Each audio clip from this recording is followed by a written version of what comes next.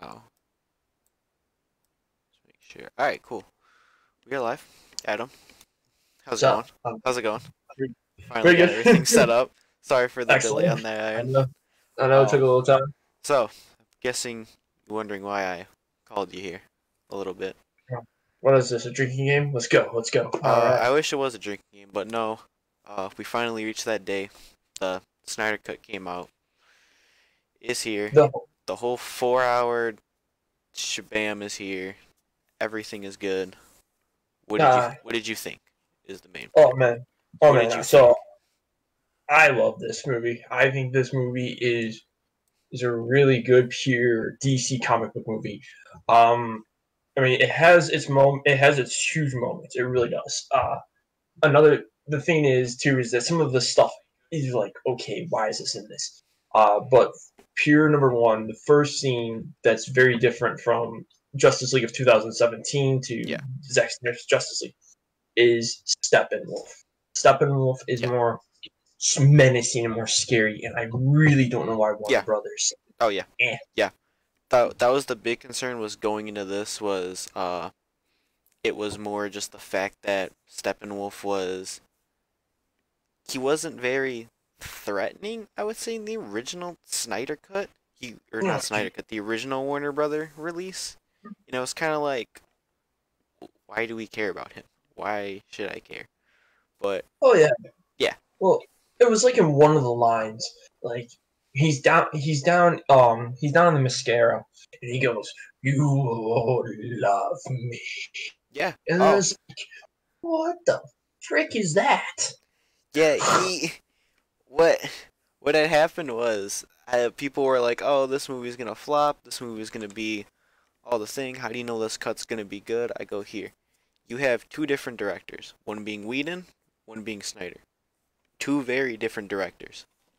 Very different. And don't get me wrong, The Avengers Hmm. is one of the best comic book movies of all time. In Oh yeah, 2012, you're yeah, just bravo, bravo. yeah, But he touched Zack Snyder's vision. And what Zack Snyder has, and this is his vision, this is what he wants. yeah, You just basically, you go, do, do, do, do, and you throw it away. yeah, What's like, dude, I get you made the Avengers, but the Avengers is different to the Justice League. yeah, That's all I can say. yeah. And Superman. Ugh, let's not talk All right, about. let's go. Let's go. I don't know how long you want to do this, but let's try and do spoiler free for right now. Oh, spoiler free. All right. Yeah, and then we'll do. I don't know if you want to do spoilers or we'll save it for another time, but we'll just talk what was overall just Okay. thoughts and how we enjoyed the 4 hour. Now, did you take breaks in between your 4 hour viewing, or did you just watch it entirely? So the first time I saw it, I didn't do any breaks. Okay. I Me and actually Kyle took no breaks. We said we don't want to take pauses. We're just gonna let it run all the way through. Just Avengers Endgame oh yeah, prepared for that that, so was. we're good. Did you have anyone complain to you about the 4 hour runtime? So okay, so the first 4 hours I watched it was with my mom, my dad, and my sister.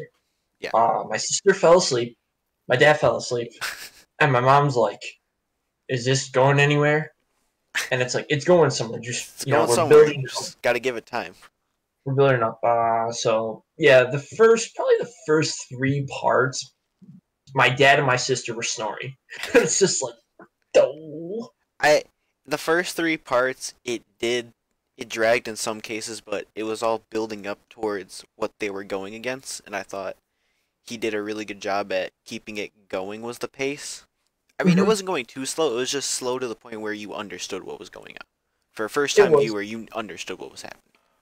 there. I mean, there's some scenes that I would have loved to just said, okay, we didn't need this, but I get it. Like, oh, when we talk about the spoiler, you'll Yeah. there's like one scene I'm just like, why do we have this? But Yeah. okay, all right, Well, this is his keep vision. the scene in mind. We'll talk about it in like 25 minutes. We'll Yeah, give it. right. Yeah. But the 4 hours did not bother me. It's a movie. You're sitting down, you're having a popcorn, you're having an iced tea, and you're just watching this, and you get really involved, and it's like, wow, this is so good. This is better. This is better. And Yeah. I had rewatched Batman versus Superman that afternoon. I think I watched half the DC movies, like just the main two that I needed to watch before going into this. Mhm. So I watched Man of Steel at some point. I watched Batman v Superman, the Ultimate Edition at some point, and then watched this. I didn't even watch the original Justice League cut because it was still in my mind of what was going on in the movie. I rewatched Justice League on Wednesday when I got home from work, and I watched it, and I was just kind of like, okay, what's different? What's gonna be so different? And there's a lot of I like just some of the lines, but it is very different. It's very Mhm. colorful. I think Yeah.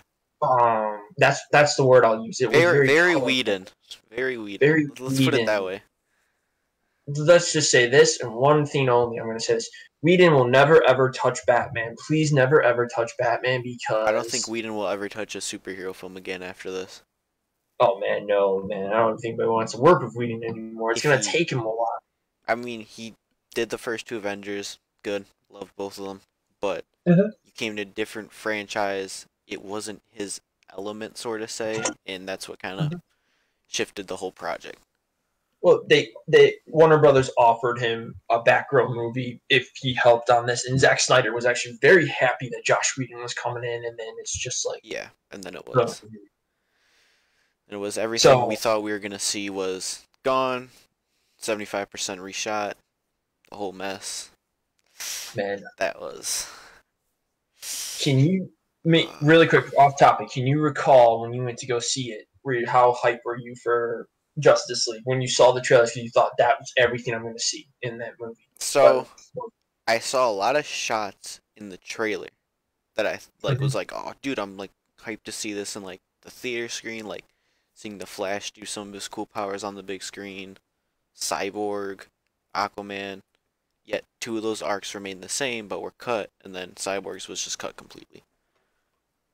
Yeah, and wow, what a difference in Zack Mhm. Snyder's cut with Cyborg, Mhm. especially. What a To for everyone that's watching this, yeah, this is Cyborg's story, yeah. and we'll get to that with the spoiler. This is his movie. And Mhm. someone asked me, they go, "Do you think would it have been wise for them to do origin stories for the three we saw in this film, Flash, Aquaman, and Cyborg before this?" I go, Flash maybe. I go, Aquaman's was coming after this. All they had to do was talk little about him. I mean, we didn't see much of him, but he had a lot of screen time with Jason Momoa. He had a lot of screen time in this one. His character was different in this one. Mhm. His character was much darker toned, didn't really trust the world. He didn't want really nothing to do with Atlantis like in the original one. Um, Barry Allen was more just getting used to his powers, still the same, but then someone asked, they go, "Oh, would you have preferred Cyborg to have his own solo film?" I go, "I don't think Cyborg can hold a solo film. He's a No, side character." and no, and they were following the New 52 run because Yeah. my sister was asking, like, isn't Cyborg part of the Teen Titans? Are we going to Mhm. get to see the Teen Titans? I said, Mhm. no. I said, we're going to see, this is the New 52 run. This is Yeah. a different, this is their Justice League version. Um, no, I don't think we needed a Flash origin story. And the reason is because of CW. Yeah. We now, because That's everybody knows who Batman's origin, we know Superman's yep. origin. You know Wonder Wonder Woman Woman. just had an amazing movie, Yeah. and the Flash has an awesome TV show on the CW. Yeah. So I don't think we needed that. Yeah. Um, how did you like Darkseid? I thought he was really good. Ray Porter definitely embodied Darkseid for the movie, which was pretty cool. I knew going into it we were gonna see a little bit of him, and what we did saw was good. That was great. That was amazing. Um, I thought we were gonna see more of him, but I was still glad we just got to see him and interact with the League, or well, interact with Desaad, Steppenwolf, and all of them. Oh yeah, oh yeah. Mhm. He's definitely in this movie. Just in general, he is in this movie, and you Yeah, will hear his name a lot. yeah, I love the flashback scene. It's yeah. in the trailer, but I love the flashback scene. That's a very completely different to the Josh Whedon cut Mhm. to the Zack Snyder. Darkseid is the flash. Darkseid is the flashback instead of Steppenwolf. Yeah. I But I took like four, like actually technically this is the most writing I've done since I've been in college. I Hmm. wrote down every part of this cut that was notably better from the original cut. It is the most work I've done probably in like a few years, just Oh, I dissecting was. this movie in all of its glory. Oh, I was analyzing the crap out of it. I didn't. I say I didn't need to take. I know. So I do this. This is my Yeah, pose. This is what I think, and this is I how showed I. it already. That's how I watch movies. Yeah. So Um. I was looking at this like, okay, this is different. This is different. Oh, this looks the same, but this is a lot better. Yeah. It was Yeah. that kind of thing. It was a lot of filler, but it is a Yeah. different movie in many, A many lot of ways. filler, but it makes sense with the filler though. It makes 100% sense of what was actually happening. There's like scenes in the movie when you saw it in the version, and then you just Hmm. scratch your head like, why was this? Why, what was so important Yeah. about this? And it's like, oh, this is important now. Yeah. Is that Um. kind of All right. So where do you want to start? You just want to start prologue and just work our way through every yeah? bit and piece. All right. So I'm gonna go off my notes for the prologue. It had a. I'm gonna say the start was way better. It was already off to a good start. It picked up right after Batman v Superman. It said, "Hey, he's dead." It's just that's it. We're going straight into it. He's dead. You already know what happens. We're just gonna do a quick little run through of him getting stabbed by Doomsday. We're gonna let it go. I'm just glad they cut that. Well, I wish they would have kept it, but knowing Snyder, he wasn't gonna keep it. It was the two kids with the podcast going, "Superman, we have a question. This, that. Um, doing all this, and then it shows Batman stopping that one criminal like on the roof, saying, "Oh, there's an alien invasion coming. They're already here." Some that jumps off, starts the movie, plays that one song, then shows Wonder Woman. No, it said, "Let's get rid of all that and start with BVS. Work our way through what these characters are doing like days after he's just dead. Like what's happening." with the death of Superman in Hmm. BBS, the Yeah. way when he is Screech, it Hmm. is the story. It Yes. is the story of Yeah. how Yeah. Yeah. Steppenwolf comes. It's definitely yeah.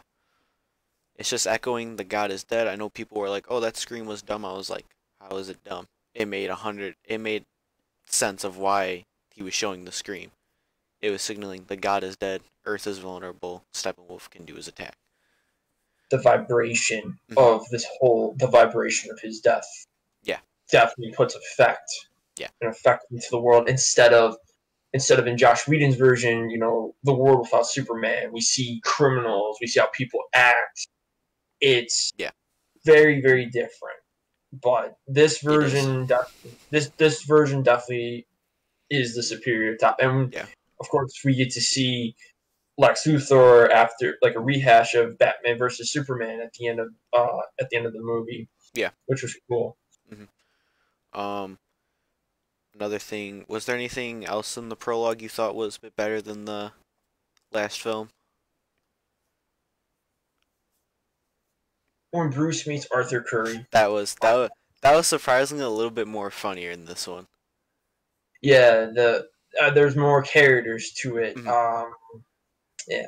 I love the different language that it wasn't subtitled for us, but Mhm. Bruce Wayne was understanding it.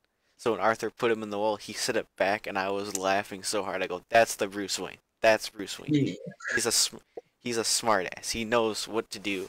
And then he like showed the money, and I was like, "Okay, that's Snyder humor. That's pretty funny." I thought Whedon would have done that, but no, that's just Snyder. Oh, what just happened? Adam just left out. Whoops. Hold on. Hold on. We're having technical difficulties on the Discord side. Uh-oh. This ain't good. Oh no. The world doesn't want us to talk about the Snyder Cut. No, no, no. This is what we get for trying to do a Facebook Live of it. The world doesn't want us to talk about the Snyder Cut, Adam. Sorry, It, the it my deemed computer us for talking about it. That's what we get for trying to talk crashed. about it. Is it said no? It said no. My computer's like, no, no, no, no, not today, Yeah, not today at all. No, yeah. no. Wonder Woman's fight was Much better. better. Much better. Let's just say if Kyle were in this live right now, he would tell you I jumped out of my seat when I saw her like throw a guy against the wall and I saw the blood splat. I lost. I was like, this is Wonder Woman. This We this is Wonder Woman. on yesterday, my friend Hmm. Alex, me, my Dan, Nick, and Yeah. CJ, my friends. So we sat down. We're watching this. We watched the Wonder Woman scene, and they're all like, "Yo, I thought we saw this." And then all of a sudden, she crashes in, and it's like, Yeah. and Yeah. my friends like, "What?" And oh man, it was awesome. That was. I think it had more, how you say, like energy in the scene than just like anything else. It just had some more just energy. I can't describe it. It was just all just. I told Kyle, I go, I would be interested in seeing a rated R Wonder Woman film. Honestly, I love what Zack Snyder has done with Wonder Woman. You Hmm. know, the help of Patty Jenkins, of course, Hmm. but that's definitely Zack It was Snyder. the Gal Gadot casting was his choice. Just he's been phenomenal with writing her and how he written her in this film. It's just it's sad. It's sad to say that his Wonder Woman had more action and more character than Wonder Woman 84, and that's the same Wonder Woman. Let's not talk about Wonder Woman 84, man. That's a headache. That was That's I'm Warner gonna leave. Brothers thought they had good choice with that one. I was excited for that one. I watched it, and then I was When disappointed. we when we get to the end of the video, it's oh Yeah, man. well, we'll When we talk get to more. the end of the video, there's a lot All more. right, Um, all right. Let's see what else is going on. Yeah, that's. I think that's what I had for part one. That was what I had written down for part one. Was yeah, that it was much better, much better. definitely. Um, I definitely, like I said, I think the first, I think Death of Superman mhm. rehashing Death of Superman was Yeah, phenomenal. yeah. Um, Wonder Woman, definitely. Mhm. Trying to think here. Wasn't the Steppenwolf scene in epilogue, or was that part one? That was part two. That's part two. That Okay, was yeah. part two. We didn't see him till the part two Age of Heroes. We didn't see him till Okay. then. And let's just say that introduction was so much better for him. Oh, The man. the Amazonians are already ready. They're terrified. He just teleports down saying, I'm just gonna kill all you, let's be honest. And he did. I saw him palm an Amazonian. I was laughing at that scene. And then, the whole building, instead of him busting through the wall like he did in the original cut, it went into water, and I'm like, show me Snyder. Show me him, like, just jumping out, looking down at Hippolyta, and just about to, like, kill everyone. And he did. And I was like, that's Zack Snyder. That's what I wanted to see. The Amazonians scene where where something was like, "Show me your fear," and they go, "Show me their fear." We have Yeah, we fear. have no fear, and then they just start attacking. That's Was that written was, so good. So much better. and then I just have to say this: the Amazonians were jacked, man. They Hmm. were like, it was like, Hmm. holy crap! Yeah, Especially, we saw that rehash, but when the door collapsed, and yeah. the two Amazonians are I'm like, holy crap! That was read. I don't remember that being actually even in the original. The It original.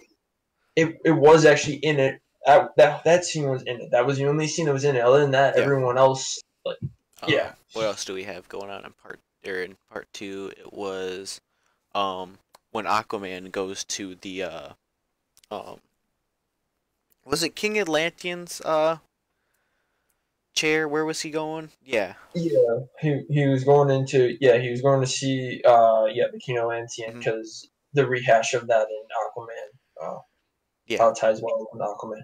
Yeah. Also we got William William William Defoe as Valko. Valko with the longer hair. He had more of an armor on.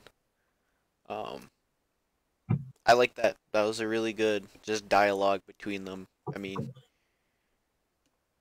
I was excited to see mhm, Willem Dafoe as Valko again yeah, because I remember the casting. I remember Zack Snyder said Willem Dafoe's gonna be Valko and he's mhm, gonna be in it. And I remember being very excited to see him in the Josh Whedon cut, yep, and there was no Valko, and I went, yep. oh, well, okay, fine, whatever, I don't care. But Yeah. after I saw it, I'm like, yes, finally. After I saw it, I was like, okay, you know, that was cool. We saw him a bit more, pop up a bit more, but it was just like small, like 5 second clips, which I didn't mind that much. The first like dialogue between Assad and Steppenwolf. How did you feel listening to that? You remember the Superman the Anime series cartoons? Yeah. You remember? Yeah, that's how I felt. I felt like I was 4 years old watching Kids WB, watching Superman the Anime series. That's kind of how I've been feeling. That's how I felt. That's how I felt watching just when I was watching the Justice League anime series. I felt like I was getting my childhood of cartoons again. It was so cool to see Desaad and Steppenwolf. And Desaad was a lot creepier than I remember. Just a creepy dude with a hood up. Yeah. What did you think of it? I thought it was cool. I just got off a few weeks ago watching Justice League War, Mm-hmm. so I was more just I hear Desaad with a more kind of a higher pitched voice, but it was a bit deeper, bit saying we got more backstory on Steppenwolf and why he was casted out. Desaad just kept blaming him of backstabbing the Darkseid. He's like This you don't have your worth right now. Make it up to him. Desaad reminds me of Randall from Recess with Yeah. Darkseid's the spinster and Yeah. Desaad's Randall. I don't know why I made that comparison. Yeah, like I also had written down like that dialogue. It just didn't feel rushed or forced. Like it just felt natural. Like everything, like I said, like this movie had the greatest pace I think I'd ever seen in a DC movie. It like I said, it had purpose to Steppenwolf's story finally. Mhm. Instead of, bring me these mother boxes. Yeah, we It had was. also the mother box breakdown we had what those officially were. I loved it. Oh, oh man, Um, those. we're getting to the battle scene, which I know you probably want to dissect down. That first big battle, the battle of men, gods, a certain green character. Uh, yeah, I'll let you start first. Talk about it. Go for it. So okay, so that story they're talking about the age of heroes. It will never happen again. Mhm. And Wonder Woman's telling the story, and you know, Diane's talking about Darkseid, Yeah. Darkseid, and and they're like, this guy is the most fearful, fearful character.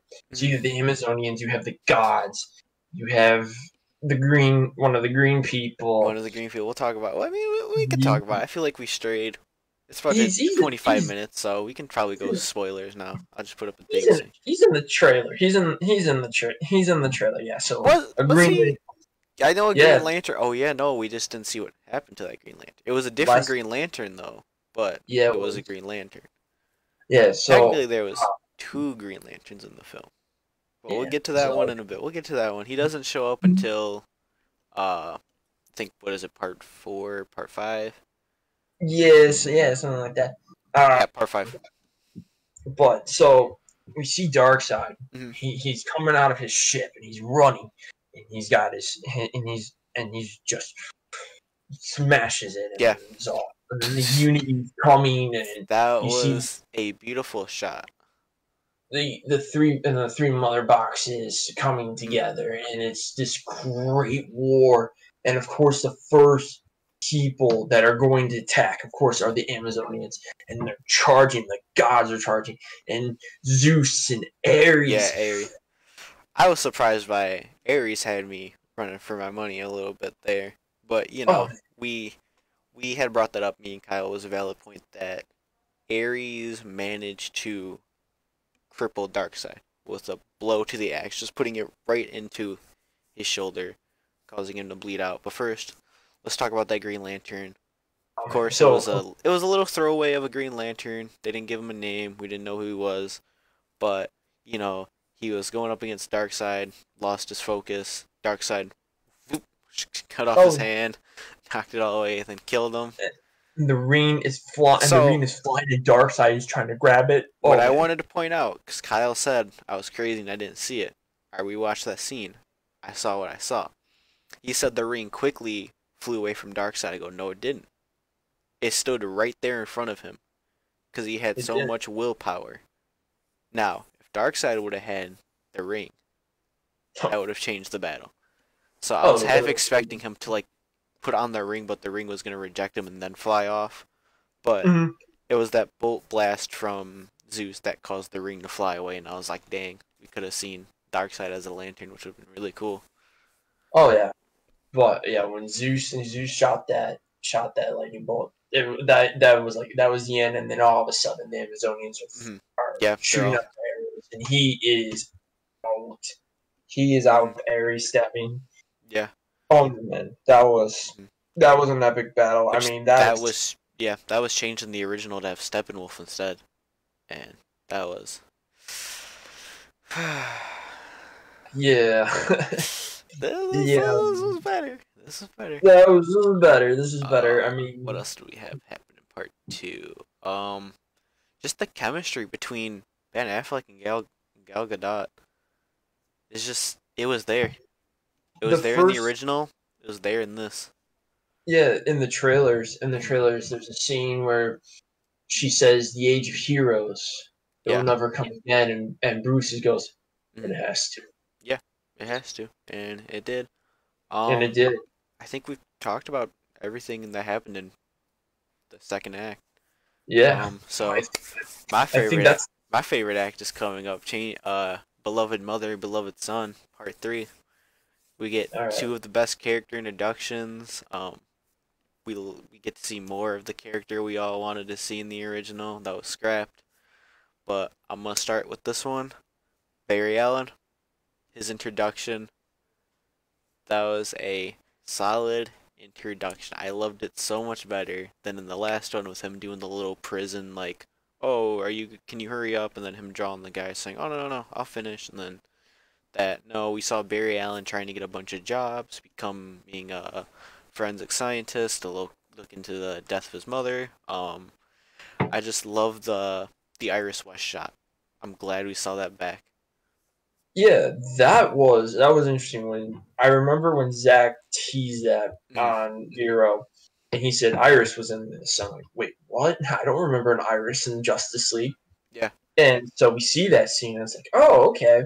Mm, Barry going out for a job just to hang out, yeah. just take care of dogs. You can tell he is trying really hard. He really is. He missed the bus. And Yeah. that's his excuse. Crumpled up. He's probably our age. He's Yeah. looking for that job, and it's taken a while to help pay off college. Hmm.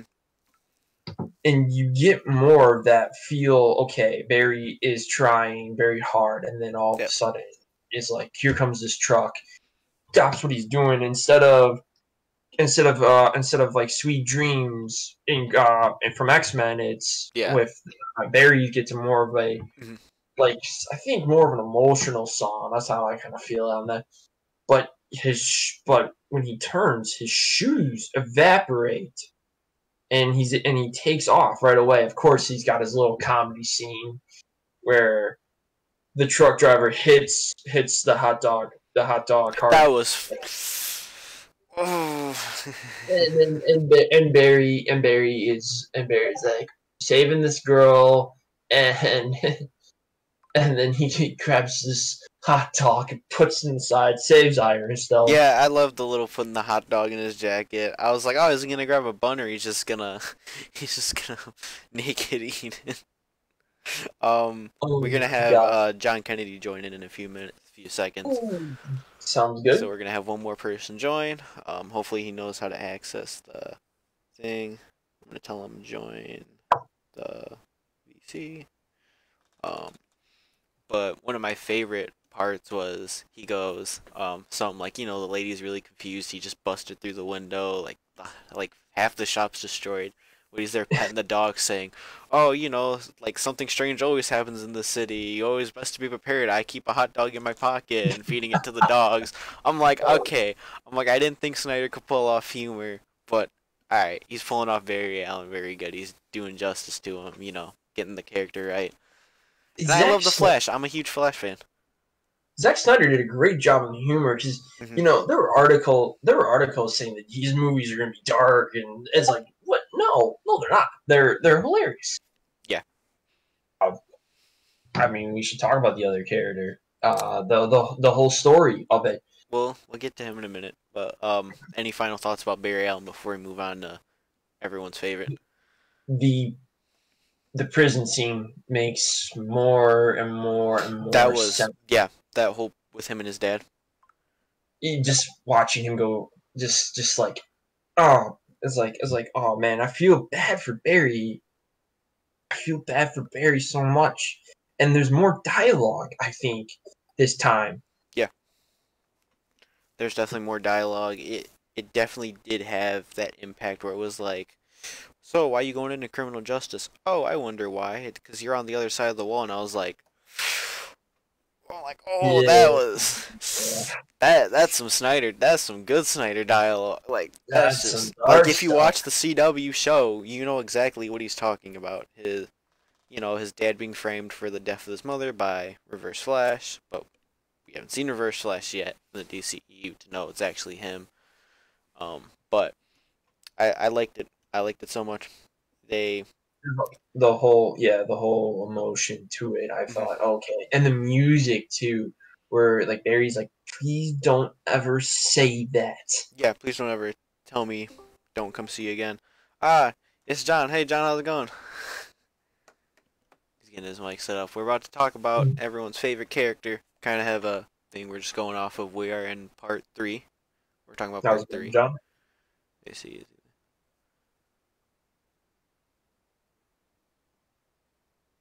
He's probably getting his mic set up. Um, but before we pop into everyone's favorite character who finally got their justice on screen, um, I just want to say so far, like even in part three, I was still being blown away by the film and what was going on. And Oh yeah, mhm, people were messaging because they were telling me they're watching it, and like it's so much better. I'm it, like, I it was, really is. mhm. I told people I'm like it flows. Like there's this pattern I've seen in Marvel films do it, but this was something else out of its entirety. Yeah, because 2017, it's like Hmm. Hmm. it's like wow, we would Even already yeah, we would have already been in the Return of Superman in 2017. yeah, at that time. Now we have. Mhm. But I think it was just the fact that I put up on Facebook that there was a clear difference between the 2017 version and the um 2021 the Snyder cut of that Wonder Woman shot. That was a clear sign of what was different and how it affected everything and how the film just was better in every way. In many ways, yeah, Mhm. you know. All right. While John's figuring out stuff, let's move on to everyone's Cyborg. Cyborg. What Yeah. did you think? We got justice for Ray Fisher. I was super happy for that. Yeah, it's just super M. I was very super, and I'm very happy for Ray too. You know, we know a lot of us know Ray, Cyborg from the Teen Hmm. Titans, and this was very nice. You know, a lot of people don't even know Cyborg's origin, and that's like, and it's and just like when I saw my friends react, I was like, oh man, really that happened? Hmm. You have this star quarterback football player Hmm. who That is yeah, that was the one scene I was excited for was that football scene, and I love oh that we yeah, got to see that play out. I remember being that was teased That on the was Super teased so much, and we that just was never saw it. Never saw it. I was upset. We got all the pictures from Snyder and Ray Fisher, and I was like, why was this cut? Why did you let this go, Whedon and WB? Why did you do the things you guys did? We'll there's a never know. lot of things. There's a lot of things. I Hmm. really I question Warner Brothers Hmm. every move they have been doing ever since the Snyder Cut movement has finally happened. Everything with Kevin Tsujihara, who Yeah. originally ran Warner Brothers. But we'll go into that a different Well, time because I could go on a rant really quick. Yeah, we'll talk about that whole situation and why this movement started off. I want to talk about that a little bit, but we'll talk about that later time with more people. And hopefully we can get some more people in and get it going. But Cyborg, they nailed it. He nailed it. Oh yes, Mm-hmm. especially with the waitress scene.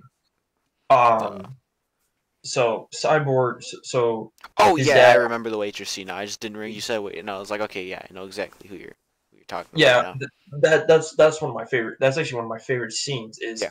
so this waitress, Mm-hmm. she works for a minimum wage, Yeah. and the tips she gets, you Mm-hmm. see her get evicted, you see that she has a kid, you see her that she wants to buy this like fancy, I think it was toilet paper, I'm not sure what it was, but she had Yeah. to Oh, put it it was some like away. cake mix or something. I was like, Yeah, ah, she had to put it she had back. to put it away, and we see how much is in her bank account, and it's like $11.42, and she's working her butt off every day, and she's keeping this smile. Mm-hmm. For And her son. Cyborg does, yeah, and Cyborg does the nicest thing ever. Yeah. He gives her money, Mm-hmm. and In a she, of fun course, little way, saying you've won the the lottery. Metropolis like giveaway lottery. Here's all this money. She was crying. I, I, Hmm. I almost teared up at that scene. I told Kyle, I was like, damn, I didn't think I was gonna cry at Cyborg's origin, but everything was it was just wholesome. I couldn't like contain it. I when I saw this, I was like, wow, this is deep. Mm-hmm. This is deep into many, many levels, and nobody understands that yet. Yeah. But it's like, wow. And then when he sees her, when he sees her win all that money, Mm-hmm. sees all that money, he Yeah. smiles, and he's walking past, and everybody's like, oh, whoa, whoa. Yeah, and then he put the They're hood not back on. thinking, I was like, but he's not a monster. You see he's that not he's a not a monster. monster. He was very Not a confident in monster. helping people for the first time. He's very much of you know, it goes back to old cinema too. He's like a Frankenstein in Mm-hmm. many ways, Yeah. but he's good. He's good, and Yeah. of course, you know, the cyborg scene of him learning to fly Yeah, that was cool. I enjoyed that. is a moment from Man of Steel. You see that, and it's like Superman boom, trying to learn to fly. yeah. I can't tell if Josh just needs some help or he's just having issues on his end because I see him popping in and out. Um, but no, yeah, dude, Cyborg was. I don't know why Whedon was choosing the things he wanted to do. Why Warner Brother let him have full control and do what he wanted, but that all that Number Cyborg stuff should have never been cut. number one to Warner Brothers is Batman, and then Wonder Mm-hmm. Woman now. Yeah, That is their big theme. That's what they want. They want more yeah, Batman. They want more Wonder Woman. That's all yeah. they care about. Mm-hmm. If you don't know who this character is, don't care. Putting Batman in it. Yeah. Oh, there's John. Hey, John, how's it going, buddy? We're having a hard time hearing you, What's buddy. up? Oh, there you go. I hear him. How's it going? We're talking about Snyder Cut. What was your input? It was awesome. Definitely better than the 2017 cut. Yeah. In all levels. I can tell you were outside watching the live. Where are you walking around here there at night, good fella? Yeah, on campus. Oh, just sitting out here on my on campus grounds. Very nice. Awesome, awesome. Great. We were talking about everyone's favorite cyborg in the movie, Cyborg. What were your thoughts on Cyborg? Definitely definitely more of an improvement of Cyborg in this movie. Cyborg was pretty much like I always thought he was like a little bland in the cut, but actually they give him a little more what's that word? Sympathy for him. Yeah. Yeah. Here I do agree that he is a point. He's almost like a walking Frankenstein monster, but he he's also has a sense, still has a sense of humanity inside of Mhm. him. Oh yeah, with like I said, going back to going back to the waitress, that showed Yeah. me. Okay, this character is more than what people thought he was in 2017 because he's more of like a mopey teenager in 2017. Like Mhm. I'm processing. Pretty much. Yeah, like, oh, I'm processing doing this thing. He already figured out who Batman was. I was like, cool. Like, just Bruce Wayne has cameras just chilling in the Batcave. I mean, Yeah, exactly. The most protective place in the world, the most That- highly secure. that joke was funny when he goes, I paid thousands of dollars to have the best security in the Yeah. world in this cave, and Diana goes, yeah, it only took me a minute to break through. I was like, okay, that's pretty funny. Like, that security joke was funny. You know, I'm glad they kept this joke. What's your superpower again? I'm rich. Yeah. I love that. Always love that. What are you today? But you know, the one thing that I finally was waiting for to see finally in the DC, Darkseid. Mhm. It was about freaking time we saw Darkseid, and man, did they make him awesome. Mhm. Oh, Adam's PC crashed again. Oh no. Oh dang. It doesn't want us to talk about this movie. I'm trying to. This computer. Oh, I'm investing in a new computer. Right It doesn't now. want I'm us to saving talk all- about the movie. It I said, do. it said the nerds are uniting. We have to stop them at once. Exactly. It's Warner Brothers. It's Oh, Warner man. Brothers hacking our Facebook feeds. They don't want it to Oh, happen. no. They don't want us to exist. Dude, Oh, they no. they've They been don't want us to ruin their crappy Black Superman movie that we know we're gonna get. okay. Well, I want to. We'll talk about that another day, because man, Yeah. I want to talk about this future of this DCU. Yep. Okay, going back. yeah. Anything else you thought was pretty cool? I do have to admit with you guys that Steppenwolf was definitely more better looking in terms of his design. Yeah. Like the original cut, he looked like he's just a human in with horns on his head. That's all. That's all they did. Mm-hmm. Yeah. But here they made him more monstrous. Oh yeah, it was. I think, and the actor, he was one of the first people that said that released the Snyder cut, because all my stuff got cut in many ways. Yeah. And I was like, wow, what we saw was just impressive. Yeah. Mm-hmm. All right, Lorenzo, you ready to do which part? Yeah. Any final thoughts about part 3, boys? It's awesome overall. preparing Preparing. for what we've got coming up next. Which is part 4 being the Change Machine. Change Machine. A lot of stuff was just shot. Oh, first of all, I forgot to mention, Adam. What'd you think about the 4:3, like the not widescreen, but like the more block style of the movie, like where it was just shot? It's all right. I mean, I didn't think it took away from any of the film. If anything, it helped you kind of focus more on the film with what was actually happening in the shot. nobody was really no. Oh, we lost John. No, lost him now too. Yeah, it's okay. This happens. Like, This is happening. Okay.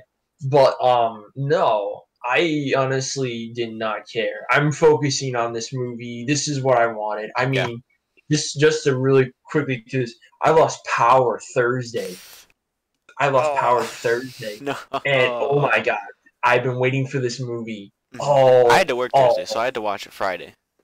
I'll get it. Okay, because you were I was texting you when I went to see. You watching this? Yeah, I'm like, I'm on my work. Don't tell me anything. And that Like, was good. But God, Yeah, we had a lot of good stuff happening in part 4. Let me tell you. So that was worth it. Just watch. The tunnel fight scene. Oh no, there's something I want to talk about really quick. Yeah. There's a shot that I've been waiting for from all the trailers. I have been waiting to see Batman on that gargoyle. That was a screensaver, and we're seeing Gordon turn on the signal, and it's like plus J.K. Simmons back as Commissioner Gordon. Yes, great actor. Yes, great actor. Great actor, Jen. But And to think that he would return as J. Jonah Jameson in the Spider-Man movies. Mhm. Dude, he's awesome as J. Jonah Jameson, but he Hard. got really jacked for Commissioner Gordon That because was funny. Yeah. he thought he was gonna be in because he was preparing for Ben Affleck's Batman movie. Yeah. But oh man, he turned on that signal, Mhm. and you see Batman stand on the gargoyle. I'm like, we better be seeing the shot. There it is, that glory shot of him. That's like, that is Yeah. Batman. Yeah. Let's go. That's the older Batman we know. I know some people were saying, "Oh, Ben Affleck is a little bit more like, not like he moves fast. He's a bit like slower." And I'm like, "But that's the point. He's an older Batman." He is. It's it goes back. It goes back to what Zack Snyder had envisioned. Mhm. He wanted a Frank Miller Dark Knight Returns Batman. He did not want a young Christian Bale Batman. He No. wanted a Dark Knight Returns Batman, and that's what we got. Yeah. He thought that's a version of Batman we've never seen. And man, that is the best version of Batman we've ever seen, except for the comic stuff. I tell people, I go, I used to like Bale, but now comparing him to Affleck makes Bale look very puny, very weak. In other cases, I think Bale's the best Batman right now. Bale. Or not Bale. Bale. Not Bale. Affleck's the best Batman. My bad. Oh man, I mean, I've seen what we saw from DC fandom over with the Pattinson Batman. I'm like, that looks good. I just, seeing Ben Affleck's Batman go up against Superman, beat him. oh yeah, just the warehouse go up against the Suicide Squad almost, or a few of them have interactions with Will Smith, Harley Quinn, or Will Smith's Deadshot, Harley Quinn, and coming up later is a certain clown, but we'll talk about that later because that's also very good. Yeah, the warehouse scene. The warehouse scene is just, if you don't appreciate that scene from Batman v Superman, I am sorry, you are not a Batman fan. No, and then of course when he confronts Lex Luthor and the lights are going dark, oh man, that's Batman. Yeah. But we'll talk about Lex Luthor too. A lot happens with him. Deathstroke. The tunnel scene is very different. It's a lot better. It's a lot better. It's a lot better. Definitely with it's Flash is a lot better. I mean, the scene where Cyborg goes, I heard about you. That was cut. That was cut, and I was sad. That was cut. Now this scene, and he was like, "It's useful." Yeah, that was a lot better. The father and son between Bruce and Barry. Yeah. In the Whedon cut was different. You know, it was the save one person.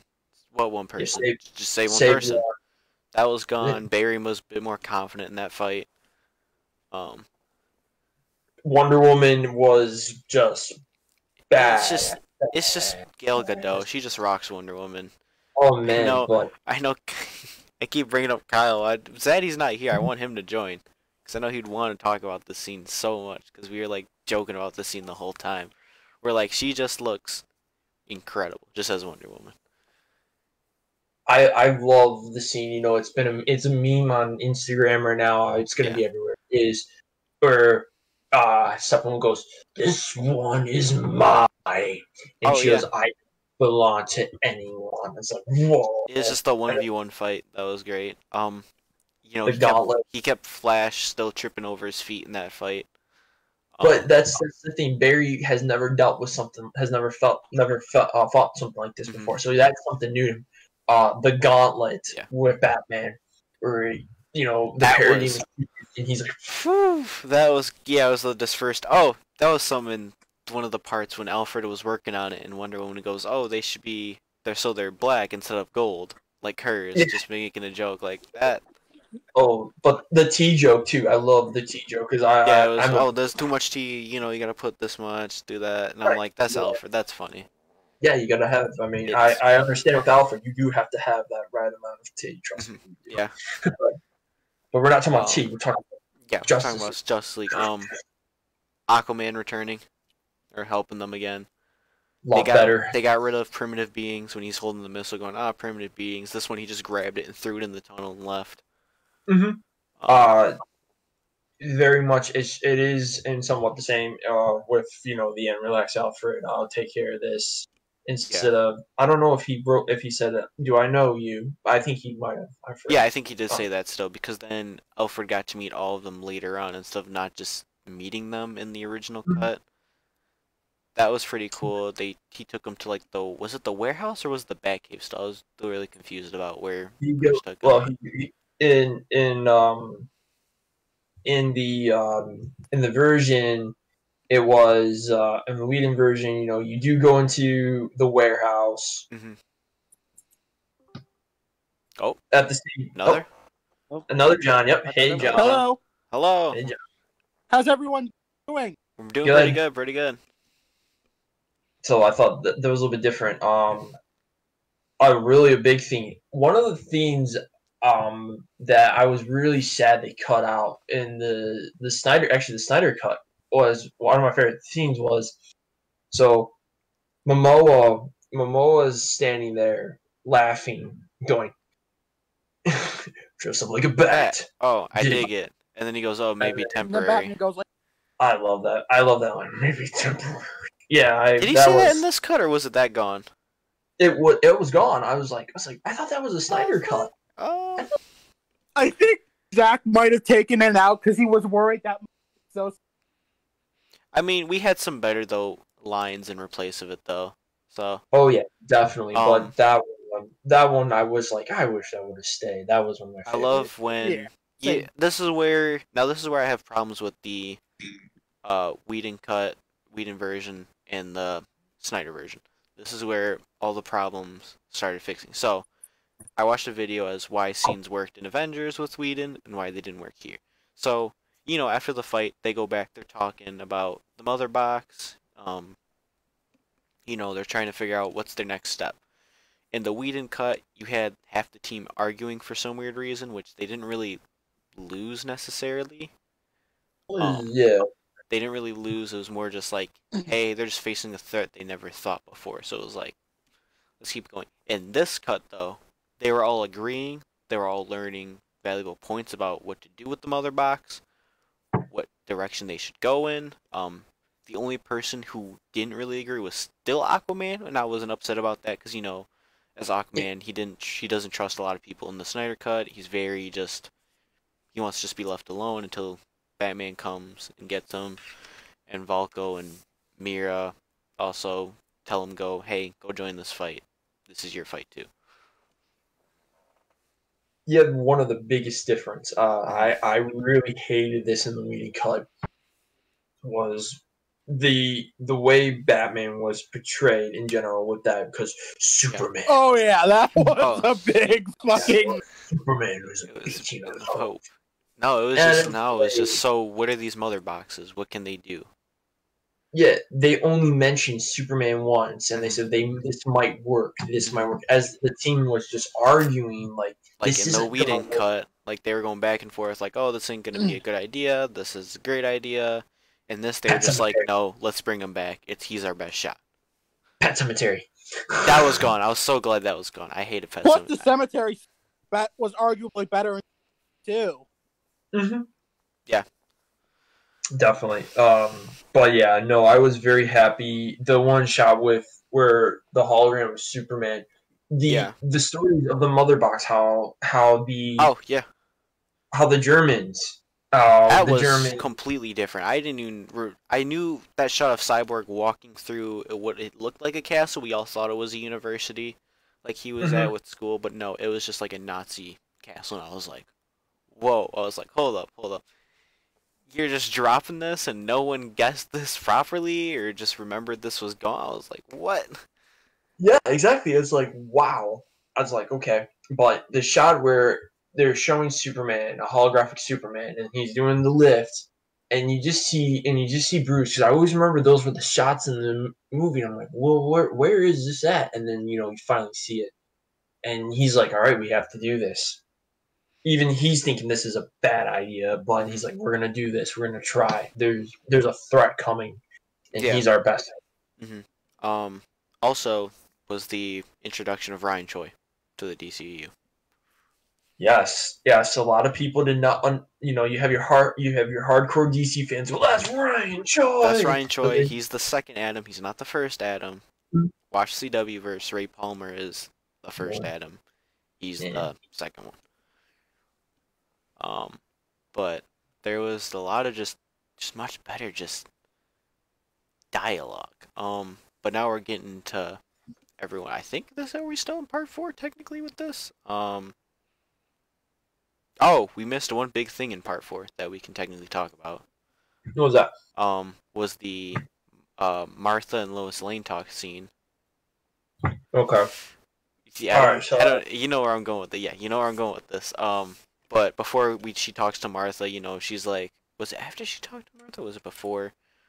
I think it was a little bit after. But Martha shows up to Lois Lane's door saying, "I heard you haven't been to work ever since Clark died.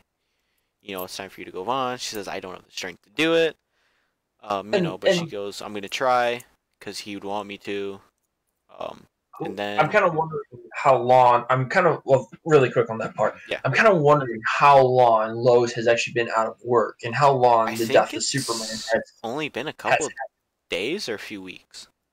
About a couple. I think a couple weeks. They said in the Whedon cut it was a few months. Mm-hmm. But this one is actually a few weeks. Yeah. Not like several months like the Whedon cut. This one was like months. Like he was just like,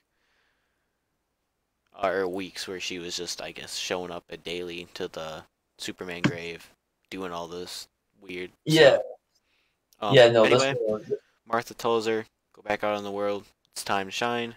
We see Martha leave the apartment, only to have glowing red eyes that we saw in the trailer. I saw it in the trailer. I didn't know what it meant. Kyle was going to tell me what it meant. I told him, "Don't tell me. I want to be able to hear this. I want to be able to know what it is going in blind." And all of a sudden, we get the reveal of it being everyone's favorite Green Martian, Martian Manhunter. Okay, so alright, so that scene. So I follow Zack Snyder and Vero. I follow Zack Snyder on a lot of things. Well, I knew Martian Manhunter was gonna be in the movie. He did. So he actually did a drawing of it, like a sketch of it, of what was gonna happen. And I saw the red eyes, and I said, "Oh my god, it's Martian Manhunter." I saw that, and I was like, it's Martian Manhunter. We're about to see a live action Martian Manhunter. This cannot be real. We've seen Martian Manhunter in live action with Supergirl, but nothing like this. Well, okay, when Martian Manhunter showed up in Supergirl, I mean, I lost myself. I lost it too. I was like, "Oh my god!" But I'm like, this is real. This is gonna happen. We're gonna see We have Batman. We have the Justice League. I'm like, this is everything of a child. This is everything what I used to watch as a kid. Yeah. It's like, what are we doing here? Yeah. But no, what was your thoughts on the Martian Manhunter reveal? Do you feel like that was a good reveal for It was perfect. He looked awesome. I like how they revealed he was also General from Man of Steel. Yeah, I think though that was we knew about that a little bit because Batman v Superman. Then Zack Snyder revealed, "Oh yeah, he's Martian Manhunter. Technically, he's John John." Yeah, he had his plan, and with that general, yeah. Mm-hmm. Oh man, that was beautiful. Yeah. I think that was it. Then that's part 4. Now we're moving on to part 5. Any final closing thoughts on part 4, boys? Awesomeness. Just in general, very good, very very good. We are now. It is starting to kick in. It's starting to go. Okay, this is getting better and better. Mm-hmm. This is getting a lot better. Now we're leading into part 5. All the King's Horses. Funny how the title is named after a Humpty Dumpty quote. All the King's Horses, all the King's Men could have put Humpty together again. Yeah. Yep. But here's the thing. Alfred actually says that whole line when he's talking to Bruce. Oh yeah, that whole scene. Was that in part 4 or was that part 5? That was part 5. When Alfred goes, "If you can't take down the charging bull, don't wave the red cape at it." Was that part 5 or was that part 4? No, that was part 5. Okay, so part 5 is focus on you know who. Mm-hmm. Anyway, the two Johnses, you guys have your. I know, John, you said awesomeness. Arkham, John, what did you think? Closing thoughts on part 4. Part 4 was really good. Loved the Martian.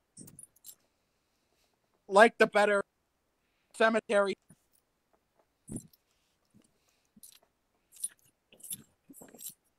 Yep, I don't know if he's cutting out or we just didn't hear half of that, but he cuts out. It's right, but what he's saying is he probably really enjoyed it. Yeah. All right. Officially moving on. Part 5, All the King's Horses.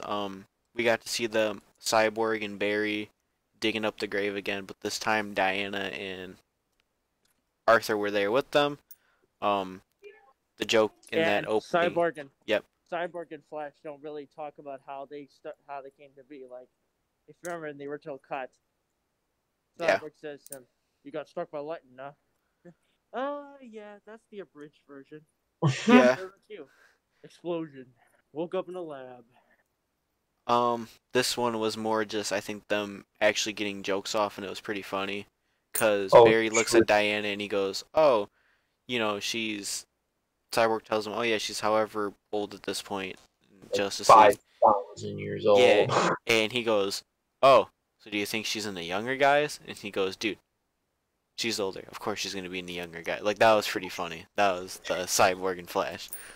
I think we all know and love. The thing I really took off of that whole scene was Diana and Arthur talking about not trusting each other. I have never thought in a million years that I would work with an Atlantean. We all hate each other. And Arthur goes, I hate Atlanteans already. Yeah. So wow, okay. Yeah, that was good. We saw more of like why they didn't trust each other. Again, they in the theatrical cut agreed not to bring Superman back, but it was Diana who was for bringing him back this time, and Arthur was still on the fence about not bringing him back. What else? Before we get to the big kind of thing. The whole them dropping the mother box in the water was different this time around. Yes, it was. And it was better because instead of Barry just saying, I can do it, I can run at it, touch it, he'll come back. It was more of Barry saying, I don't think I should do this. We don't know, I was saying, he has one rule, and that's not to run at the speed of light, because he knows there might be a cause and effect later on. That was cool to see Flash actually have a rule, because again, he was starting out, he hasn't been running fast his entire life, he just got his powers. He goes, I can do this, but should I? Is the real question. Right. When they get inside, Silas, they go, oh, it was nothing, as everyone is trying to evacuate, as Cyborg is trying to get everyone out so they can do this secretly. And Silas, is like, this is not this is a false alarm. I want everyone to come back. And he sees Victor. Yeah. He goes, Victor. And then all of a sudden he goes, my bad. It is an alarm. Yep, don't send anyone in until I say to. Yep. So he basically vouched for the League, let them do what they were doing. That was good. I loved that. It was the whole dynamic between Victor and his dad learning to trust each other again. But let's hop a little bit forward to the resurrection, how it played out this time. Cyborg had a way bigger role in this one. Everyone had a bigger role in this one, but it was more just Cyborg seeing the shit show of the future that was coming to the DCEU. Wow, yeah, like you said, if you want to talk about a setup, just a setup for this universe, that flashback scene, I don't know why Warner Brothers did this. I don't know why Warner Bros. Cut that out. I really don't know, and I get it might be different. Their future is different to what Zack Snyder had. Yeah. Zack Snyder planned. But man, with evil Superman, we see that Darkseid is there for him. Like, yeah, you know, he's controlling him in many ways. The Omega beams. That was good. That was good. That looked awesome. That was good. It was him killing Aquaman with his own trident. That was pretty cool. Diana just dead with the coins in her eyes. That was cool. And you can see the ships from you can see the ships hovering over and letting them have a Viking funeral. Yeah, that was strange. Oh, and then I don't know if you saw it when the Hall of Justice is destroyed and Superman's hovering and he's got Batman's mask, but Kilowog. Everyone's the other Green Lantern. There's 2 Green Lanterns. Kilowog. It's like, wow, we killed Kilowog. Okay. Oh no, that means we're eventually gonna see Kilowog be a Justice League member in this universe. Oh yeah. No man, that was and not Hal Jordan. It was gonna be Kilowog. Yes. I heard somewhere was going John Stewart. And he originally was thinking about doing that, and Warner Brothers said, no, don't do that. So, all right, let's get to it. Okay, so Aquaman knows this is a bad idea. Yep. Batman's like, okay, we're gonna do this. We're just gonna do it anyway. It doesn't matter. We have to try. Wonder Woman, I think is more. Is like you were saying, Wonder Woman is more for a yes on this, and there's no like fight between Bruce and Diana this time. Barry, and then like the whole, the box actually sunk first, but Barry was able to reverse it and touch it. And that was, I didn't notice that until someone pointed out that he intentionally missed the box on the first time and then went back a few seconds just to touch it again even quicker. I didn't notice that. That flew past. I originally thought he just touched it, and then someone goes, no, and this one he actually missed and then had to go reverse time for like a second.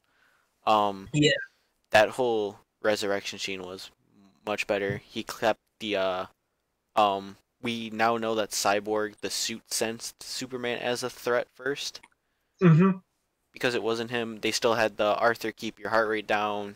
He's scanning all of us real quick, and then the suit just goes, hey, look, danger. He ain't himself right now for a minute. Oh, Adam crashed again. There he is. Computer. I don't know why. I really don't. I apologize to everyone on that. Yes. So, all right. Don't worry about it. With Aquaman, Aquaman's like, this is bad. It's a bad idea. But the most exciting person ever is, and this was really different too, was Wonder Woman, where she sees him and goes, Kal-El. That was like, she's very happy to see him. Flash was excited. They're thinking this is, and then Cyborg, all of a sudden Cyborg, and Yep. What else happened? The fight was a bit longer. There's more action with him coming back. Yes, there was. There was the Cyborg, pulling out all the extra arms to attack when he ripped them off and put him in the ground. The moment when Superman sees Batman, that one's more menacing. Before we get to that, they kept the Flash scene that I loved when he was running and he looks over, just you can see his eyes just start turning, looking at Barry, and Barry just says "Oh shit, I'm dead." I just love that scene so much from Ezra Miller. He pulled it off. That was funny. He kept that. When he got knocked down this time, someone caught this. Zack Snyder put, I don't know if he the Ben Parker. Ben Parker's evidently in this. It's like, oh, Uncle Ben. Okay, all right, Zach. I see how you're weird doing that this. I've been wanting to see him do something Marvel related now after all the Snyder. And we got it. We got something Marvel related. Yeah, exactly. Hey, we didn't hear about Uncle Ben in the MCU, but back to DC.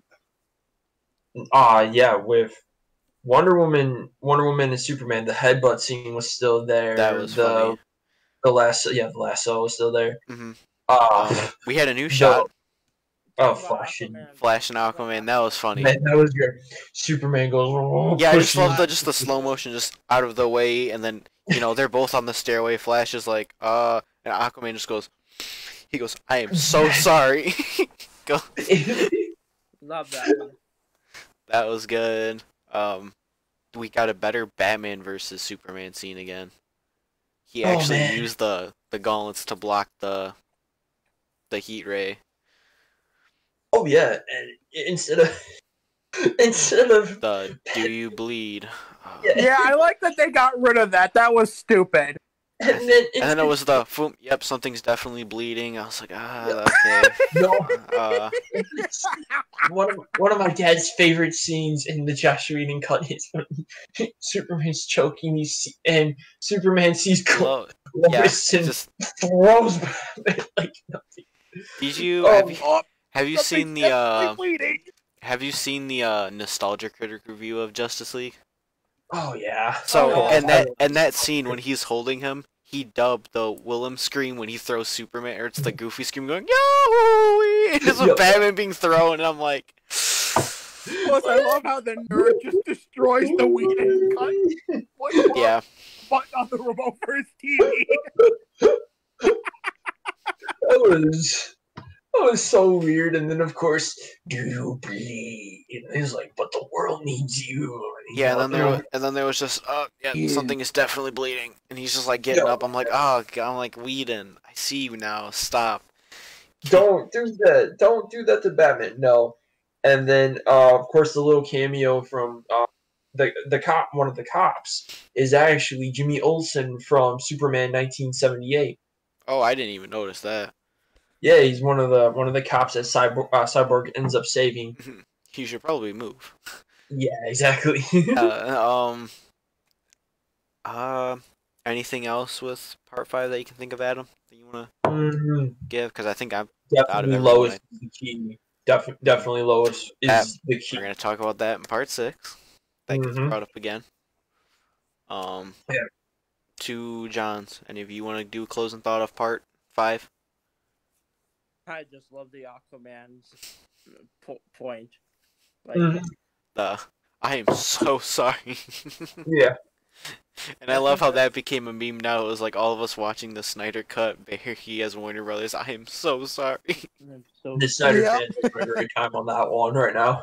Yeah. Oh, they're Screw gonna. You, Warner Brothers. You should have given us in the first place. We can't say screw them. exactly. They're giving us Godzilla vs Kong in a week or two. We can't technically say screw them yet. And they're giving. Actually, it's making a week. It's almost a week. It's almost a week. Yeah.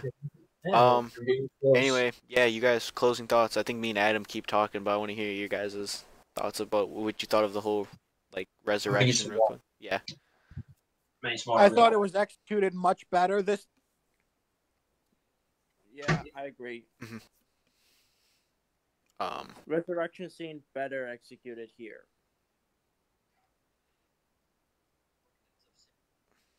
Yep. Well, I guess we'll just wait for Adam, and then we'll talk about Part 6. Meanwhile, I'm gonna go get some water too. So that's probably a good idea if we just took like a 5-minute Yeah, I'm gonna go get a drink. I'll be back.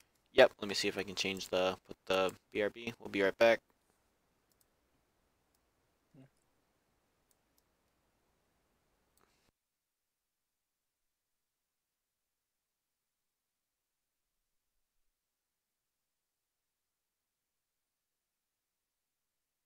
I'm back.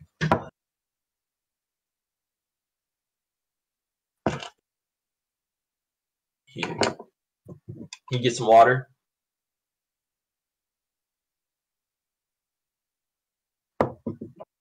Your phone.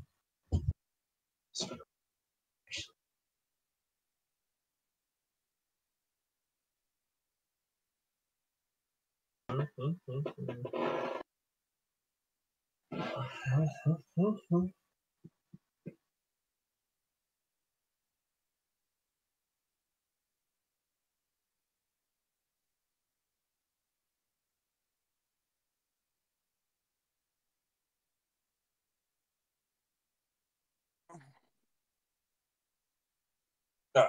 Yeah, can we get some water? I got water too. Yeah. I just put the I put the banner up saying we'll be right back, so we got a few minutes just to recollect our thoughts for a minute, boys. Wow, I didn't think we'd be almost doing it for like an hour. Oh man, I could talk. Like I said, I can talk. Because I know you have a job. Working on job. Yeah, I'm working coming on. Got an upcoming new job. I'm excited. Nice. Where at? Thornton and Grooms. Yeah, and I'm gonna be back to reporting sports on Friday. Very nice. All right, let us know when we're back and we're ready to go. I'll take off the banner in 3. Actually, hold on. I'm gonna see if I can get some. I think I shared it to our page, to the Hero Rising page. I shared it to that. Trying to think what else I could share it on. Let's get some more viewers. But all right. Yeah. We're about to go back in 3, 2, 1. Here we go. All right. We are back. After that quick little intermission of a break. Water is definitely good right now. This live podcast is brought to you by water. H2O is good. I called H2O. I'm joking on. And don't forget. All right. Remember, when you do live podcasts, always have H2O on standby. Always have H2O on standby. Always have it on standby. All right. Yeah, this episode is brought to you by water right here. Water is delicious. Thanks, Aquaman. God bless Aquaman right now. Alright, so before we talk part 6. Oh shit. Not what I wanted to do. Oh. Fuck, what did I do? Did I hit something new? I shouldn't have. Uh-oh. How do I... Oh, okay, it's still here. Okay. I thought I got rid of the whole notes. Alright. Anyway, I just want to see how you guys are doing this whole day. We've been talking about the Snyder Cut this whole night. How y'all been so far? I've been excited. I'm always happy for this. Same, right? Like talking to other people, like. I can really say though, Adam, the Facebook group, The Heroes Rising, definitely brought all of us together. Like, I wouldn't have met you, I wouldn't have met John. I knew other John. But I wouldn't have met Arkham John. I wouldn't have met you. You guys are great. You know. Oh, I gotta think, in ways I gotta thank Colin for this, Colin for John too, because I ran Comic-Con, I ran Comic-Con Club for a while, and I brought it back during the pandemic, and I've got all these other members I've never even met, and I brought this, and I put this Heroes Rising page together. I'm like, wow, this is kicking off better. I say Heroes Rising definitely is bringing a lot of people together. It brought me. I forgot who invited me to the page. It was like Kyle. Then I met you. Then I came into Discord. I met a bunch of you guys. It's been fun. Sorry I can't tune into more of the live streams. I want to watch what you guys are watching a lot. But I want to start picking up a lot more stuff with you guys. I know we were trying to get a podcast rolling. Me, you, Kyle. We were trying to resurrect our podcast. Guys in person. Go ahead, John. Go ahead. What were you saying? I can't wait. I think he's saying he can't wait to meet us in person. I've heard the meet in person, then can't wait. So I think that's what he's trying to say. He just keeps cutting in and out. Yes, that's why I was. Well, I'll let everybody know. On Friday. This Friday coming up, we just got through the first 2 parts of Justice League. We're gonna probably end up they want to watch the whole thing. So, I don't know. Maybe I might re-pull them all. Invite more people. Like, hey, if you've not seen this movie, go watch this movie with us. But please donate your money, of course, to the suicide. Suicide prevention. That was one of the great movements that was coming out of this. That was really good. It was the suicide prevention because a lot of people don't know who are probably watching this was the original director Zack Snyder who did this cut. His daughter committed suicide. He stepped down. That's why Whedon came in. That's what we got in 2017. Was that version was a giant mess. It's a mess. but it's also too there's actually a villain actually in that kind of story. You know, it is Warner Brothers. It is Kevin Tsujihara. It He is wanted Walter Hamada a little bit. Jeff Johns a little bit, tiny bit. Joss Whedon a tiny It's like bit. what Midnight said. Guys are basically like the guys. He definitely was after he wanted this paycheck, and no matter what, this movie had to come out on this day to get his money. And the thing is, if you really care about your property, you shouldn't care about getting this stupid paycheck. Yeah. And Walter Hamada, I just looked at an old post. Boom! He's out. Kevin Tsujihara, yeah, he was out. Walter Hamada, he up a little, but I want to bring up a fun little point real quick. We'll talk more about that later. Like I said, I want to try and resurrect podcasts. If you're interested, we just keep doing this live on Facebook and just talk. I'm down, man. That's what I've always wanted for the podcast. It's just sitting down, talking to my friends. Yeah. For a couple hours. Just meeting people who like stuff like me and just keep throwing. I was gonna bring up a follow-up point. You know, Stay of Comics. I go there a lot. I shouted them out. Great people. Right Shout over out, there. Ryan. All those guys. Yeah, Ryan. Have you read Infinite Frontier yet? No. So great story. a lot of stuff happens in it. It is okay. So I'm trying to save some money right now. I'm really trying to save money. I got a lot of projects I wanted to do. If you want, you can borrow my issue. Sounds good. Return in One Piece, please. One Piece, you got it. Well, I did pick this up because I'm a huge fan. I know it's not DC. I did pick up. Those ones, yeah. The Tom McFarlane I picked run. up the whole Todd McFarlane run of Spider-Man. He's one of my favorite runs. What else did I pick up the other day? I picked up Infinite Frontier. I picked up. This was new. So I picked up the Future State, Justice League. Issues 1 and 2. Very nice. My girlfriend, Nicole. One day you'll get to meet her. Hopefully, she picked this up because she knows I've been wanting to read Superman a lot. Saga of the Super. Oh, that was the Rebirth arcs. Yeah. It is the Rebirth ones. No, it's the old '70s ones. Oh. It's actually really good. So I've been reading that too. So a shout out to my girlfriend Nicole for getting me that. Yeah, so she helps me sometimes get my comic books because she knows I'm trying to save money. Yeah. I would say probably the biggest thing of being a comic book collector is get ready to spend money for those who are going into it. Get ready to spend money on weekly issues, variant issues. Just get ready to start just spending money. As you can see at the wall behind, I do Funkos too. That's gets expensive, but you know. What I miss. We're just taking a minute. Yeah, before we get back to Snyder Cut, we're just talking about, you know, some comic stuff, some really cool stuff. Oh, actually, I want to bring out some other stuff that I did find at State of Comics that Ryan put in a few bins that I managed to dig out that was pretty cool. So they did variant covers of the original Justice League art. I don't know, this one's that's actually really cool. Yeah, this one was $1, and then this one was however much, and I was like, you know what, it's not the good Justice League we like, but it's still the movie versions in comic, I think drawn by... Hey, look, I'm Aquaman. Okay, so it's by some artist, but that one, yeah, it looks pretty good.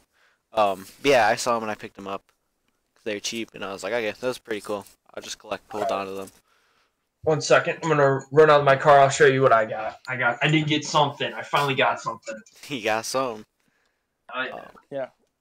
What's the other? Last night, Dad and I were just watching Batman Begins. Batman Begins is solid. I don't like. I compared to Affleck, Bale. Affleck is bigger and like just built more. It's just I don't know just how to. It's just Affleck is just built more. Plus, he doesn't have the he actually. What? You're breaking up. I'm gonna type it. Yeah, he's gonna type it in the Discord, and I'll read it off what he types. But no, yeah, I also was. If we're going into more comic arcs, one of the, I think Rob is watching right now at State of Comics. I know you're watching, Rob. He got me hooked on the Last Ronin series by the Teenage Mutant Ninja Turtles. Oh, cool. Great series. I cried probably 5 times reading the series. Now those were nice, Lorenzo. Those are some nice covers. Oh, you talking about? I was talking about Last Ronin. Oh, nice. These are good. Funny, I was just, speaking of Ninja Turtles, I was just watching Batman and the Ninja Turtle movie cross. I have that crossover comic, Batman vs. the Teenage Mutant Ninja Turtles. I love that. Did I you love see the movie. The animated movie is great too. Okay, I said what I wanted to say about Batflick and the All right, let me see what you said. I'll read it voice off. This text. is as far as you go, All or right. you shall not escape, Okay. Mr. Freeze. Okay. So, you've been looking for the Spider-Man PS4 comic set. That I hear is really good. Those That are is great. What Those else? I have. The Avatar comic show. Yep. The I books got of that. those are pretty good. Superman, American Alien, Kingdom Hearts Funkos, and Batfleck uses the voice changer and stuff. Yeah, Ben Affleck did use the voice changer. That's what I liked about Ben Affleck with that. Yeah. All right. So Lorenzo showed some really All nice DC covers. All right, what do you got, Adam? Get ready to show me up because you work at a comic shop. Just show me. What did those come out today? Those came out. On Wednesday. Oh, Thursday. My bad. Yeah. So got the Steppenwolf, Batman, Cyborg one. Is this Justice League issue. Did you pre-order them or did you just go and pick them up? I just went out and picked them up. Okay, I called. So they're probably still in stock. I call my friend Todd Haind up because We know you worked at Comic City. Stop. Stop flexing on us because you can get stuff. I need those covers. And then I got the Ryan Hasbro. I need those Darkseid. covers. Yeah, and then of course Mr. Jim Lee himself. Oh yeah, look at that, beautiful. That's some cover. I know. Sorry, I like to show off once in a while. It's fun. It's fun showing off what you got. Here. Let me see if That's I can how find my. I can Let me relate. see. So I have. Yeah, I have the Batman Ninja Turtles. Mm-hmm. Then I have the other fun comic arc, Power Rangers versus the Justice League. Oh, cool. Power Rangers did a crossover with Justice League? Yep, they also did a crossover with the Turtles. Turtles. I know that. Power They Rangers also did a crossover with the Turtles. You want Rangers? You gotta go through Turtles. This is my holy grail, though. Is that signed by Kevin Conroy and Mark Hamill? It's only signed by Kevin Conroy. This is my holy grail. I don't know where I'm gonna frame. I have to frame this still, but that's my holy grail. What? Kevin. It's like see that heat of jealousy. You got that green-eyed monster. Yes. Oh, we're not gonna talk about it. I mean, you have a shield. I want. Yeah, that I have shield. the shield. I also have a Darksaber back there. I also have an Infinity Gauntlet that's chilling over in the corner. Okay. All right. You still win. You still win in ways. Oh, look at that. That's beautiful. That is beautiful. Well, I do have these. I don't know if you got these yet. I got the Stark glasses. Yeah, I got those. I also have the red ones. Oh, nice. I also have my mic can't go this far. I also have a few good little pops that other John might appreciate for a minute. So I actually managed to go now since I'm a collector. I drive all around. So I actually got the Zuko spitting out lightning. That's pretty cool. Oh, nice. Very nice. I went to State of Comics for this. I got Aang in the Avatar state. Do you really? Really? Well, I got Aang in the Avatar state, and then the one I actually had someone go out and hunt for me when New York Comic Con was around was I have Danny Phantom. Oh my god, that's so awesome. I have the Danny Phantom one, and then the other one. Oh, actually, you guys might like this one. Hold on, I have one more big surprise, real quick. Unless you guys want to see the DCEU ones I have, because I only have two. He's of those. gonna show off. He's gonna show off. That's what he does. He shows off. I'll show this one first. I have a Bruce Wayne one, and then I have the Armored Batman from Very Batman v nice. Superman. Oh, I have the New York Comic Con Mandalorian one. oh, nice. I got that from someone, so that was pretty cool. And Adam, those comic covers are cool, but I'm gonna pull a big flex in the Funko department. It's the twins. That's nice. That's nice. I got something that a lot of people can't find anymore. The old school Mandalorian. Oh, nice. I got Mandalorian with. Give me 1 second. Give me 1 second. We want to keep flexing before we get back to Snyder. Keep Give me one. We give back shell. But yeah, hold on. Give me 1 second.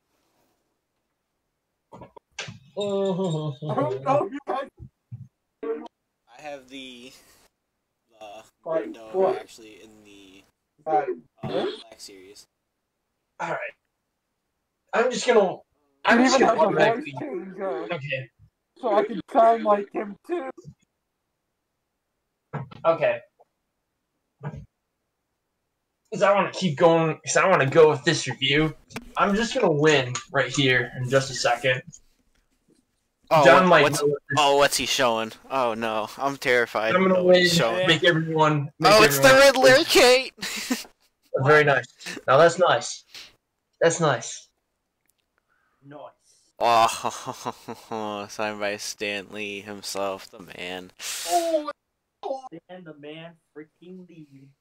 Yup. But I have one thing. To show you guys. Go ahead. A few Saturdays ago, back in September, State of Comics had a little event. You may know. Okay. I was promoting it a lot. Had to do with a certain Green Ranger, so to speak. I was. Bam! Oh, go, that's nice. Signed by none other than Jason David Frank himself. He's the legend. Yeah. He is a legend. Kyle tried getting a comic from the ones that just came out, and Jason David Frank knew that Green Ranger wasn't him, and made a joke about it, and I was dying. I couldn't stop laughing. I'm like, Kyle, he basically called you cheap by not getting the one that wasn't him. so basically from an episode of Big Bang Theory where he has Raj, where Raj has Mike's getting all tangled up with everything. Has Stan Lee sign a Batman comic book? Because Sheldon thought about that first, and yeah. Oh man. But that's fun. I'm gonna put this up on the wall back there with all the other personalized Grail ones that I have just vibing. Oh, I also have another Comic-Con one. That's pretty cool. That I had my friend go for me because he pulled the last one. Was the, if I can get him with the light with the reflection, not freaking out. It's the Super Saiyan God Goku of him with the flame. Super Saiyan Goku. Yeah. That one was hard. That and Bakugo were hard to get last year because due to COVID. Screw COVID. Yeah. It's alright. Yeah. It brought a few of us together, so I can't say I'm mad at it. It's done. It's done. We're all of us. We're starting to. We're starting to all get out more. Yeah, more. It is what it is. Vaccines are. There's a lot of stuff coming out this week that I gotta get. So those issues, the variant issues. They have a Terry Bogard amiibo coming out and Banjo-Kazooie for Smash Brothers. Very nice. That I want to get. What about Godzilla vs. Kong Pops? Those come out in April. I already pre-ordered the 2 ones I need, and I went to store Throne of Toys. She's pretty cool. I go to her a lot. I have the giant Godzilla one I'm getting. I have a giant Kong one, and they're in the city lights, so Kong is purple and Godzilla is all blue.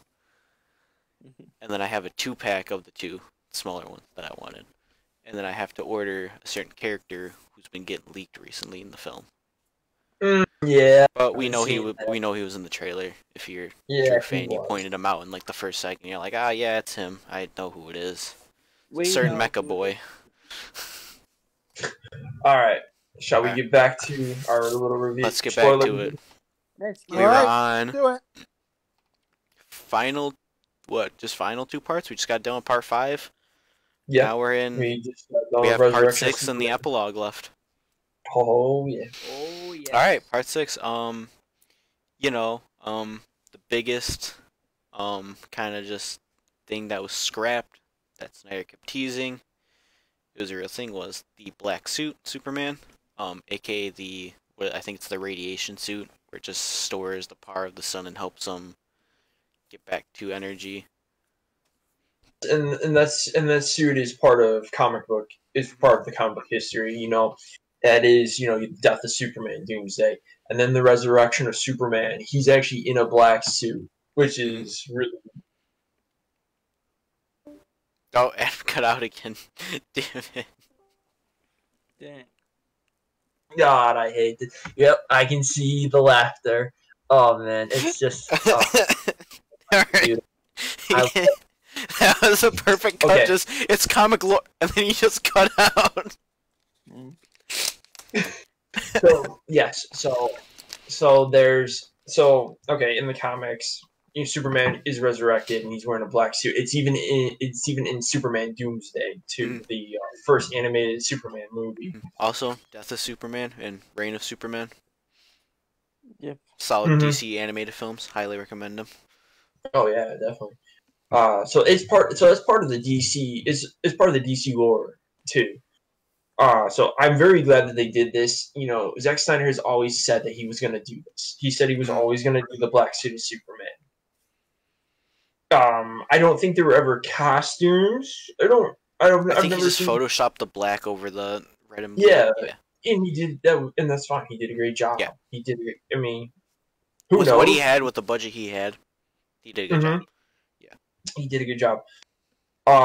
With the team, one of my favorite scenes was when the team is going down to the Batcave, and Bruce goes, "This is Alfred. Oh, I work for him. Yeah, I work with, it's nice. It's a nice place you got there, Alfred." It's like, of course, that's like Alfred. Yeah, that was great. And then Bruce talking about the vision that he had. Like, I had a premonition. Yeah, that's what I was gonna get to. That was the premonition saying, "Huh, it's funny. I had a dream, almost like a premonition. Barry Allen was right here. He told me Lois Lane was the key." He's like, "Huh, guessing that won't mean anything." Exactly. Doesn't mean anything, right? No, yeah. Of course. Let's see, and then of course, what was it? Oh yeah, I believe. No, what was it in the scene? Yeah, or was it last part?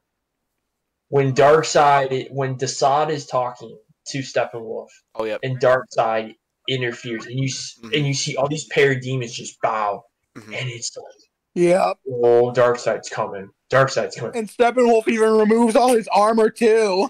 Oh man. He said, all right, my parademon army. I know I'm top dog, but he's top dog. I'm just your guy. It's like oh man. ever in command at this point. When that armor fell, and he went, "My lord." And that was. It's because he figured out the anti-life equation was on Earth at that point. Yeah, at that point, yeah. He was not happy. He's one thing also removed, that I was glad in the Snyder Cut was the dumb Russian family side plot.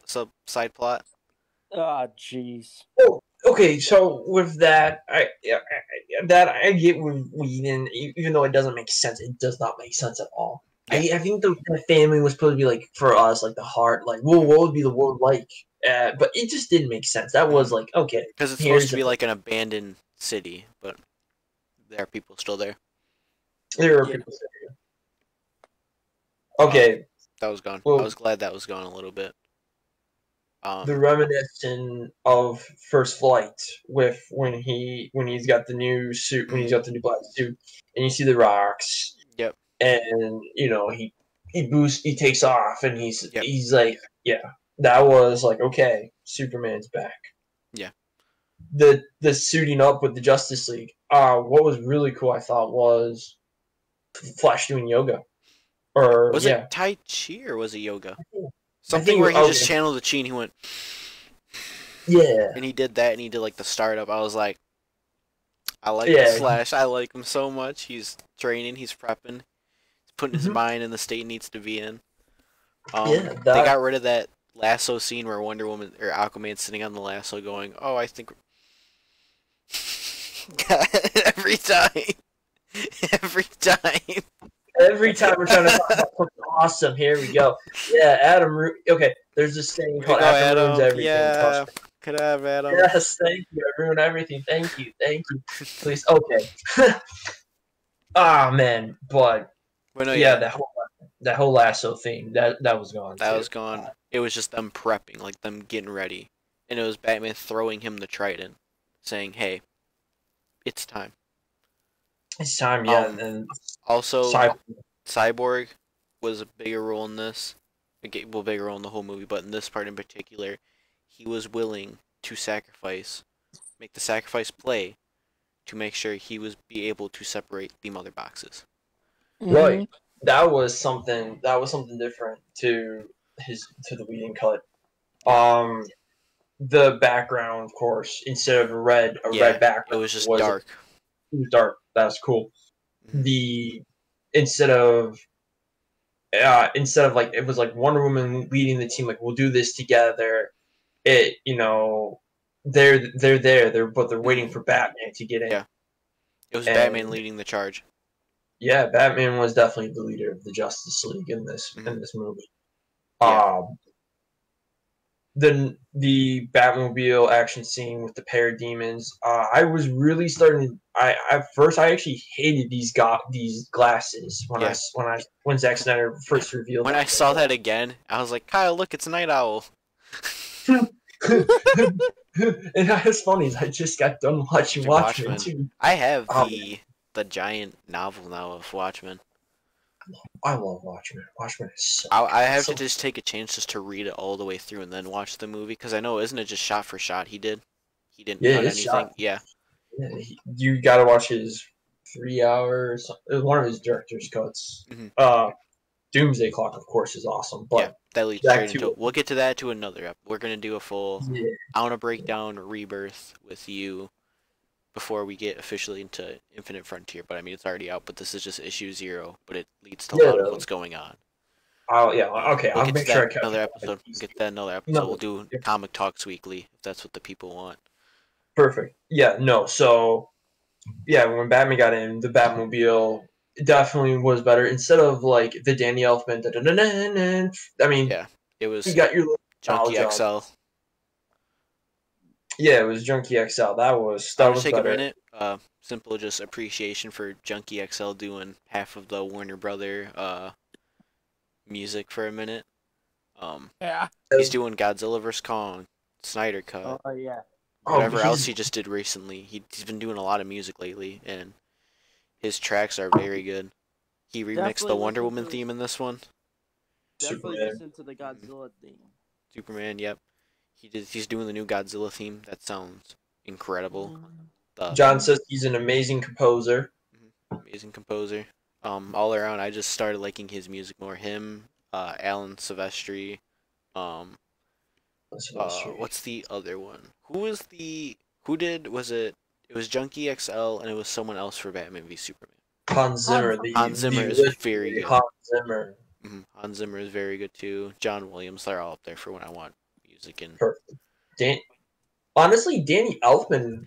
That was a strange choice for Justice League. It was. As much as I like it, I like classic Batman. I actually like for Luther, but would have felt. I didn't mind Danny Elfman's music. I'm a huge Danny Elfman fan. He did Spider-Man. He did Batman. Nightmare Before Christmas. Yeah, he did fine. I didn't mind. I don't mind. He did fine. I just thought for a superhero movie, he was a strange choice. I mean, for a bigger superhero movie than Spider-Man, he was a strange choice. Danny Elfman. Well, guess what? Danny Elfman's been confirmed to be composing for Doctor Strange. That fits him. The weird kind of aesthetic, like getting off of. I just think Nightmare Before Christmas kind of vibes. Yes. Well, he also did. He did Avengers: Age of Ultron. I can see that's why Josh Whedon probably did that. Yeah. What I heard when they replaced Alan Silvestri for him, I was like, It was weird. That one was weird, especially but Yeah, that made no sense whatsoever. Difference. Back to part 5. Difference. Yeah, do you want to Difference. Yeah, the difference between I thought Josh Whedon's version and Zack Snyder's final fight before they're fighting Steppenwolf, where they're just fighting the parademons, is that I remember Cyborg catching Mm-hmm. Aquaman and go, "Ride ain't over yet." And Yeah. Aquaman's like, "Ah, man." Yeah. I missed the screaming. I liked the little scream because Aquaman's supposed to be the surfer bad. What does he tell him now? Was it or something? You're welcome. And he goes thanks, and then he just throws him. And he goes yeah, and just like does like the deep kind of ready yell. Yeah. That was cool. Yeah, that was still cool. Flash was a lot better in that version. Wonder Woman was definitely cool instead of her doing that cute little smile. She's like, ah! Yeah, she just cuts in half both parademons, and the car just keeps going. There's a lot better with this battle. Again, didn't feel forced. And with Aquaman going, you really are insane in Batman. I'm not the one who brought a pitchfork to the fight. That was weird. Yeah. What does he tell him now? Something, is it you really are out of your damn mind or something? Yeah, and Batman just smiles and goes just does off. The smart ass Bruce Wayne smile. Mm-hmm. The Batmobile getting destroyed was better. Mm-hmm. The Batmobile getting destroyed had actually it actually got destroyed because of a stupid parademon. Yeah, it wasn't the stupid little things that were morphing from the ground that were chasing the car. It was no, parademons messed up the car big time.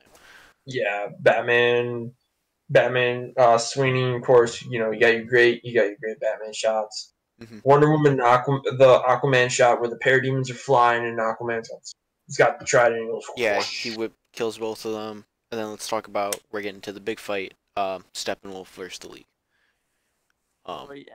That was better. Instead of it just having Wonder Woman in that shot, Cyborg, Aquaman, and her were all there. I loved the Aquaman, the ground pound with Cyborg hitting him with buffing it up. I don't know why Josh Whedon did that, and like I said, we go back to Warner Brothers with just everything has to be Wonder Woman or Batman. Mm-hmm. But yeah, no man, Aquaman. Hey! Yeah, hit the ground, vibration. Then Cyborg had some more vibration. I loved it. This version was better. Cyborg dealing with the mother boxes was much better, more meaningful in why he was doing it. The fighting with Wonder Woman, Aquaman, and Steppenwolf was very more menacing. Mm-hmm. Yeah. And we can't forget to talk about Barry. Wow, that is a different. Okay, so you got your Russian family, save your Russian family from the evil. Mm-hmm. Barry is basically trying to do the same thing he did when resurrecting Superman. So he's trying to build up enough charge, but without hitting the speed of sound, where he's gonna make everything that shit crazy. Yeah. That stuff was crazy. And then with parademons, and then with the parademon shooting Barry, figuring out his pattern and where he was hitting next. You could feel the pain instead of Barry. He's like, yeah, I'm good. And then we'll talk about it in a second because it all starts coming. And then Steppenwolf, instead of him actually hitting Cyborg in the shoulder, he's back. Superman stabs him and goes, yeah, I'm not impressed. Freezes the axe, punches him, Sparta kicks him, does the little 300 Sparta kick to him, the little Snyder thing, and instead of Steppenwolf throwing a punch, he's actually trying to grab Superman, and of course he does the little step back, he's just, bam, they start fighting, they're going at it, and Barry's still building up the charge, still trying to get it after getting shot a little bit. I think he's just got knocked the wind out of him, like you said, he's like, I got the wind knocked out of me, I can't keep going, but I have to. Yeah, you can definitely tell, it's a young guy. He's like, he's like, I'm not ready for this. I've never done something like this before. This is crazy. That's Superman. The stakes were definitely higher in this battle scene than they were in the original. Yes, the Superman return. Oh That was man, yeah. you could see. All right. Instead of the classic, I believe for truth and justice. Steppenwolf's ready to cut Cyborg, and Superman just goes not impressed, and yeah. Instead of like punching him, he blows cool air. Right. Yep, he freezes the axe this time. Yeah, and breaks it himself. Like, what's going on here? What is going on here? Let's do this. Then we got the big reveal that him trying to separate the boxes didn't work in time. Boom tube opens up. We see Assad, Darkseid, Granny Goodness just sitting there saying, "Man, you're too late." Oh man, I know we were too late. I actually, when I thought we were too late, before I thought the explosion, I thought Darkseid was coming out of the boom tube, and we were going to see a full-on fight with him. I was like, we're not ready. We don't deserve this. We don't deserve this. And it's like, But then the Unity exploded. The Earth was destroyed. In the air quotes for a quick minute. But then all of a sudden, we see none other than Barry Allen unlock his full potential, go past his limit, say, hey, it's a rewind time. And he is able to reverse time fully, withholding the charge, speed heal, all in the same thing. Go. That was incredible. In the trailer, what we saw, I thought was the Speed Force. I was like, oh my god, we're going to see Zack Snyder. Technically, it is the Speed Force.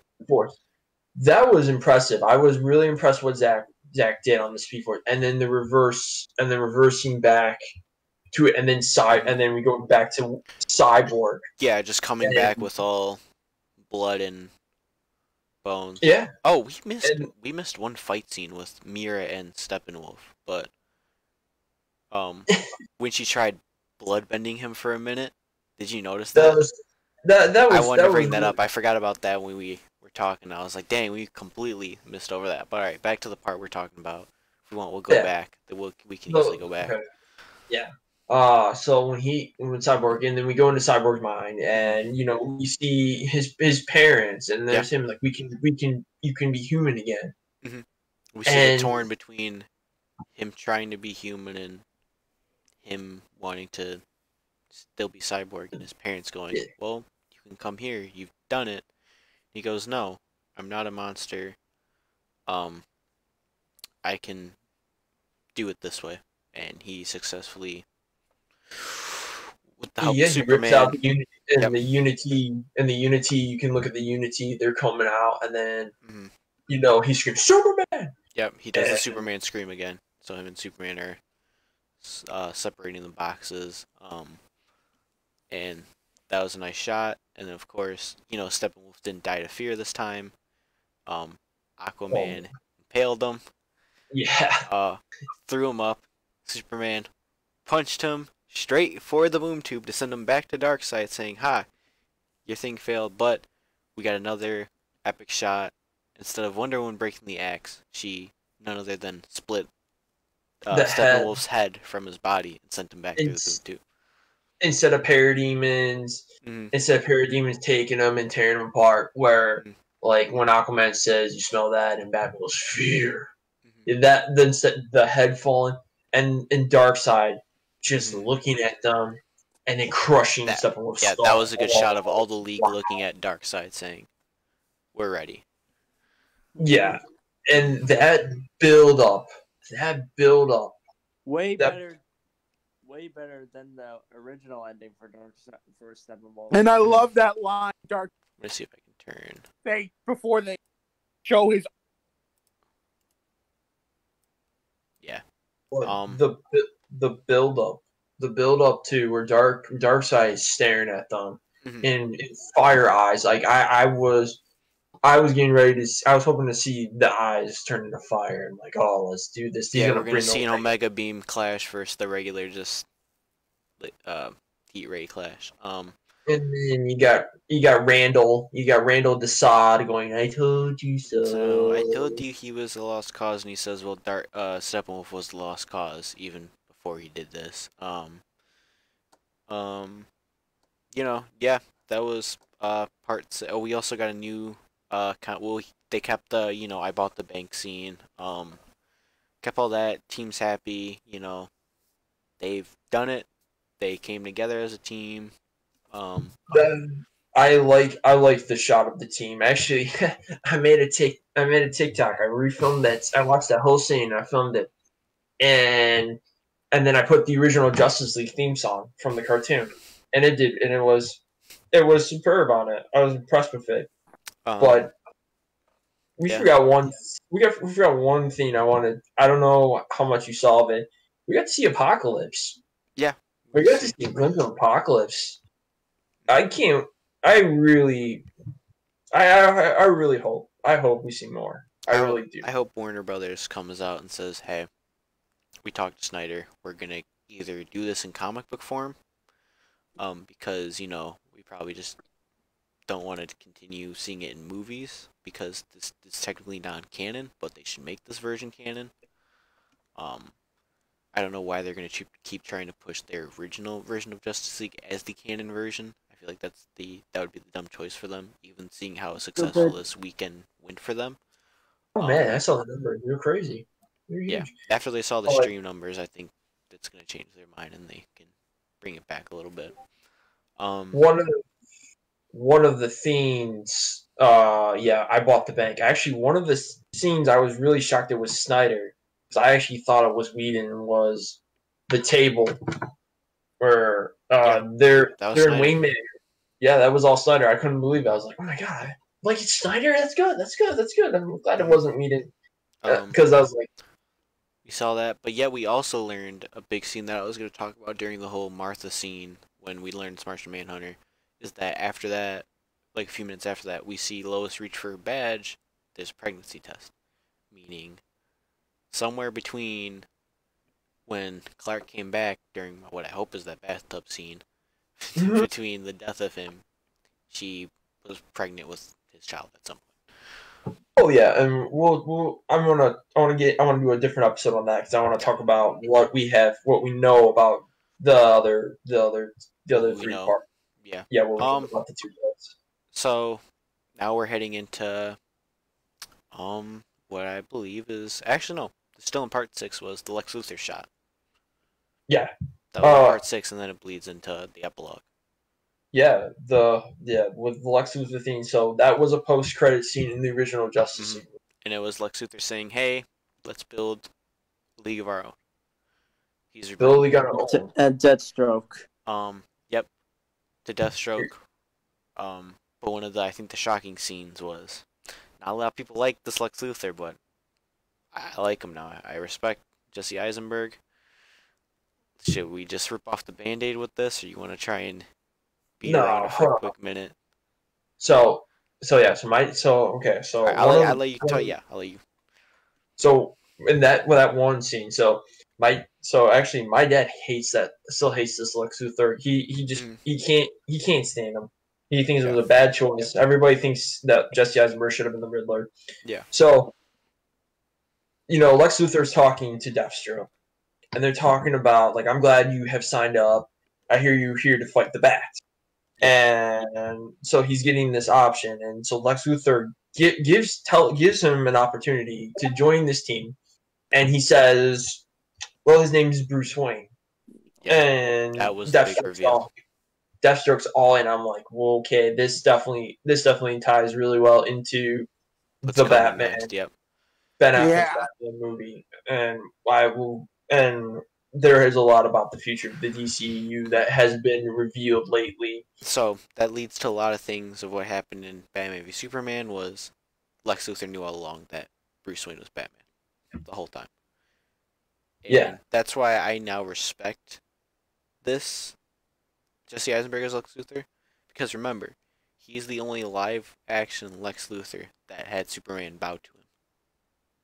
Truth. Very true. Very true.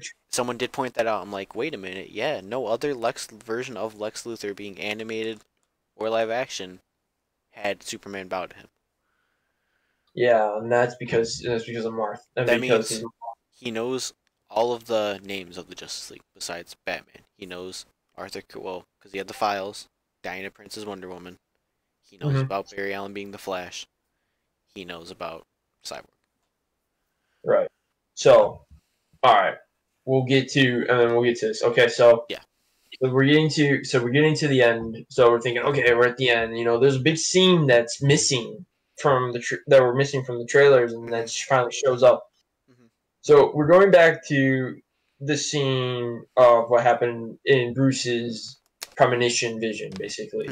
So we're there. We're seeing more and more of the of I think Metropolis or Gotham that's an apocalypse. Also, just to point out, the Batman's name is Bruce Wayne bleeds directly into this. It's clear that this is just directly tying to the scene, which was really good. It really was.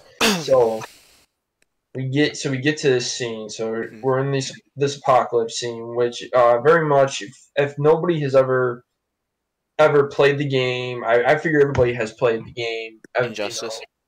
Injustice. This I definitely think that Warner Brothers probably had Zack Snyder go, okay, I want some Injustice because that's what we're really popular right now in DC.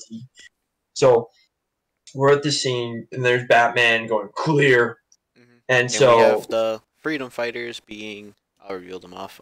It's Batman, Cyborg, and Flash, obviously. Yeah. With the surprise other three being Mira, first of all. That was a big shocker. Yeah, that one was surprising. That was a big shocker. We also had Deathstroke, which, again, that whole Lex Luthor telling him who Batman is bleeds into that. And with none other being, with the new scene, is Jared Leto's Joker. Okay, so we have a lot to dissect with that whole dialogue. Jared Leto's Joker. Okay. He got the redemption arc. He did, but there's just one thing. Do better with your laugh, Leto! So he fits him. That's the only. Yeah. All right, Adam. I know you wanted to say something.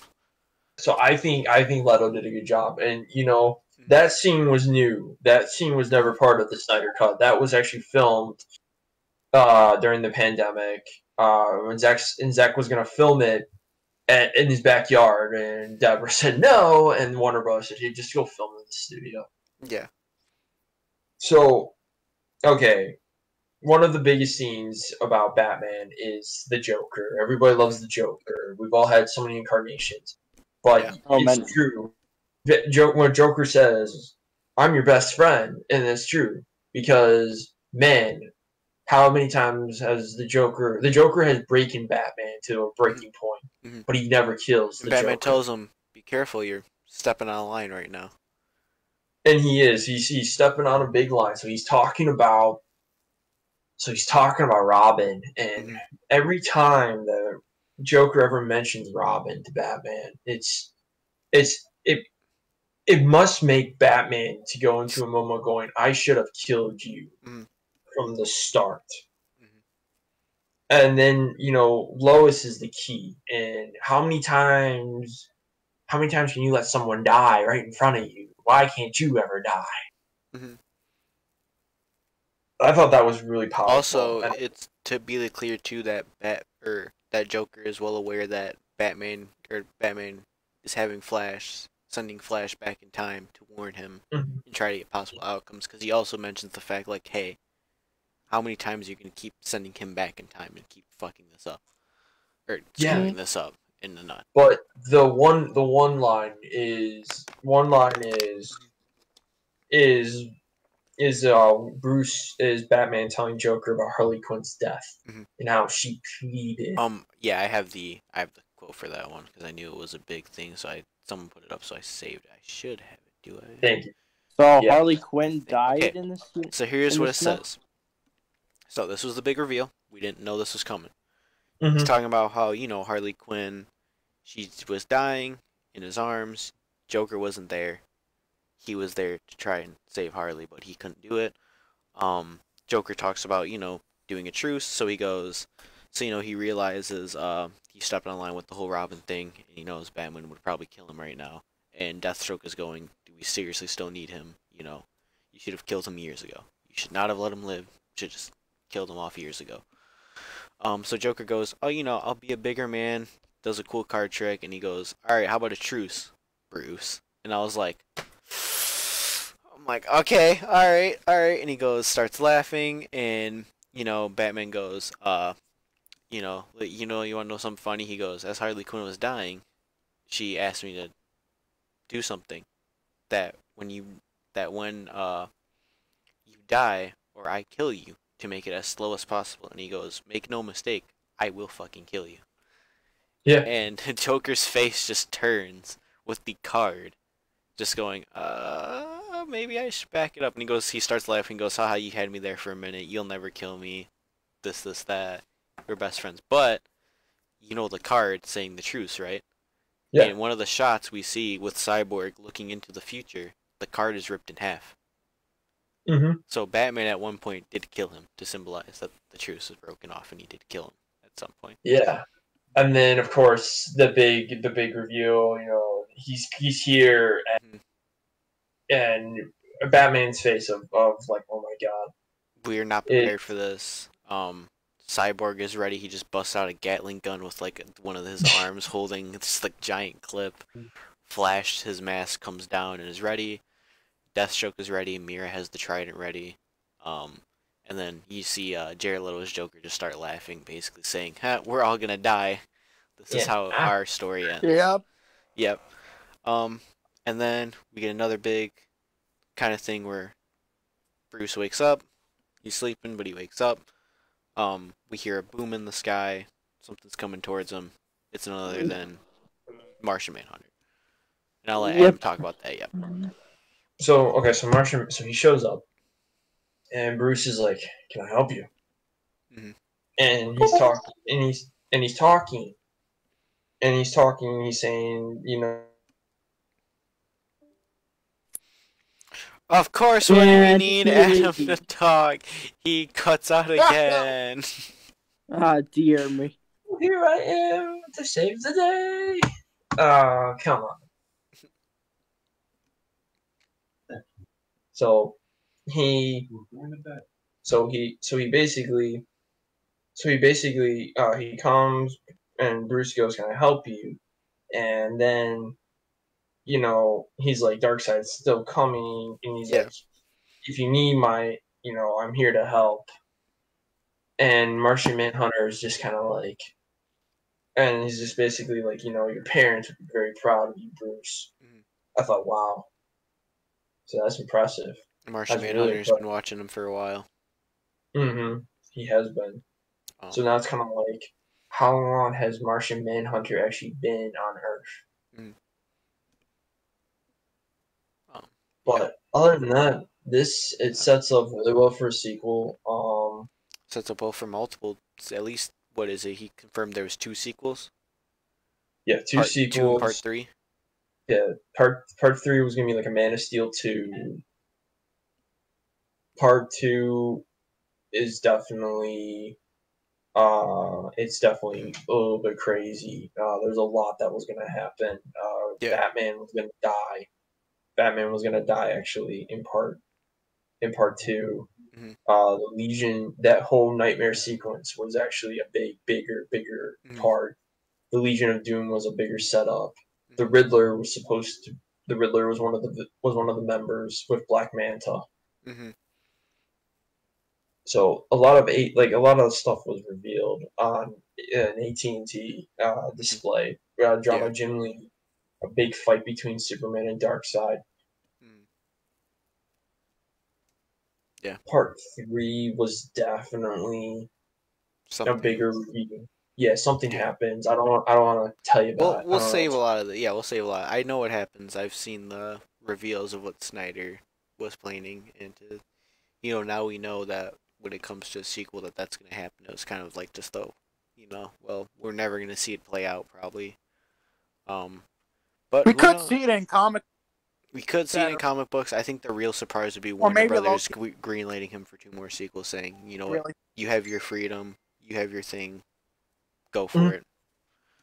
And we have another DC fandom this year too, so that's DC fandom is what they're gonna replace that instead of them going to Comic-Con now.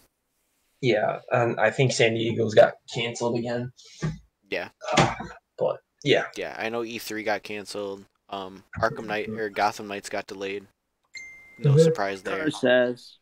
Yep, No surprise. No surprise. I knew when the dev said we got some planning, we just can't show it yet. I'm like, it's gonna get delayed till next year. But hey, we'll get that, and we'll get Suicide Squad Kill the Justice League in 1 year. 2 big DC games in 1 year. That's gonna be, I think, the biggest kind of reveal. Think of it this way: we have Justice League that came out this week, and then in August we have Suicide Squad.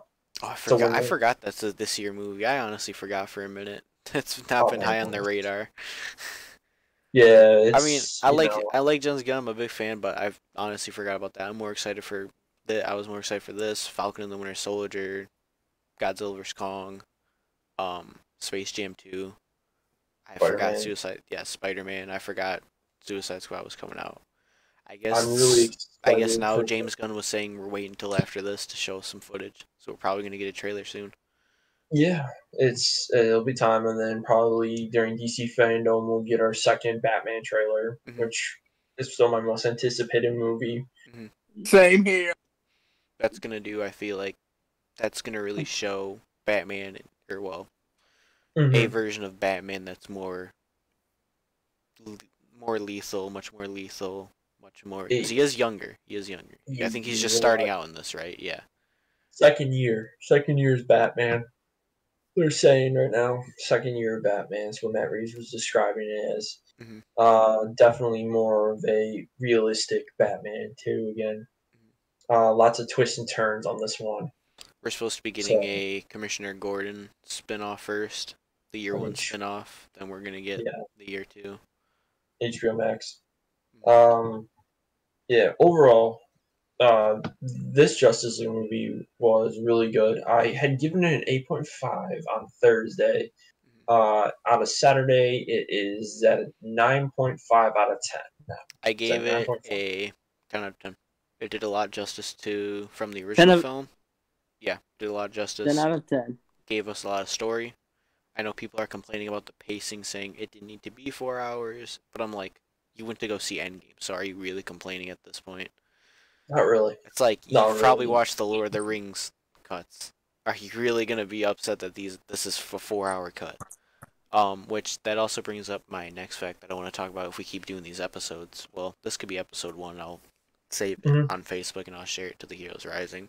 And then we'll share it to other people too. Yeah. And then I'll make sure next time that this computer does not go... Yeah, it's not just every time you have to give us valuable information. Yeah. Wow. But one other thing I wanted to bring up before we, close out, say our final goodbyes before we all reassemble, reunite for the next episode. Hopefully we'll have some more people joining us. Hopefully we can get some good discussion threads going. Will be like. In the meantime, I've got to get some kaiju action going on. All right. I'll talk to you later, John. Sounds good, John. Yeah. All right. One of the things I was gonna say was looking at the Snyder Cut. The movement for it, how we all were pushing for it, saying, "Hey, release it. We want to see it." I feel like this is a giant step forward to how we view superhero movies now. This is gonna set a new bar for how superhero films get developed. It is, and HBO Max is gonna be really full advantage of it. There's actually a cut I still want to see, and I know it's out there. Of course, number one is the Air cut. That Suicide Squad cut it's still out there. We're probably gonna get that. Actually, there's one I actually really am hoping to get. It's Marvel. I'm really hoping one day we're gonna get the Amazing Spider-Man 2 director's cut. Oh yeah, the one by Sony. Yeah, I want the original Whedon cut for Age of Ultron. With Abomination, Spider-Man, Grey Hulk. Yes. Yes. Because Disney really didn't take control. It was more Joseph Loeb, I think, getting in Kevin Feige's face about a lot of stuff. Yeah, I mean, you can't ever blame Kevin Feige. Kevin Feige. No, you can't. And Kevin Feige, I think, tried to do a lot with Age of Ultron, but Marvel Television tried to intervene, saying do Inhumans before they put it on ABC, and it was like no one wants to see it. I don't want to talk about. I never want to talk about Inhumans. It's one of my go. No, we don't talk about that. Mm-hmm. That was a terrible. But no, yeah, I think this officially just set a new bar for what a director's cut is. It set a new bar for superhero films in the future, saying, hey, these cuts exist. Don't be afraid to show us your vision. We won't turn it down. We'll be interested in it. We will watch it. We will support it. It's just like, you know, like the Godfather films. Like my mother watched the Godfather. Like that, I think part 2, part 3, they all have like these cuts. Even Blade Runner has like several cuts. Director's cuts are needed in these types of films. If you go back a little bit further, you go back to 1981, Superman 2, directed by Richard Donner. Cut. What is that? Did that have, how many cuts did that have? Did that have only 2 cuts, or was it, I think, a few? So you got your theatrical version, you got your Richard Donner version, because Richard Donner actually was making Superman 2 at the same time as Superman 1 in 77. So yeah, and then there was, I think, what, Blade Runner has like 5 versions.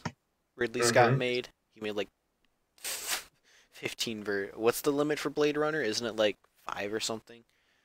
Yeah, something like that. There's something cut, director's cut, studio cut. There's like 5 versions that just are out there.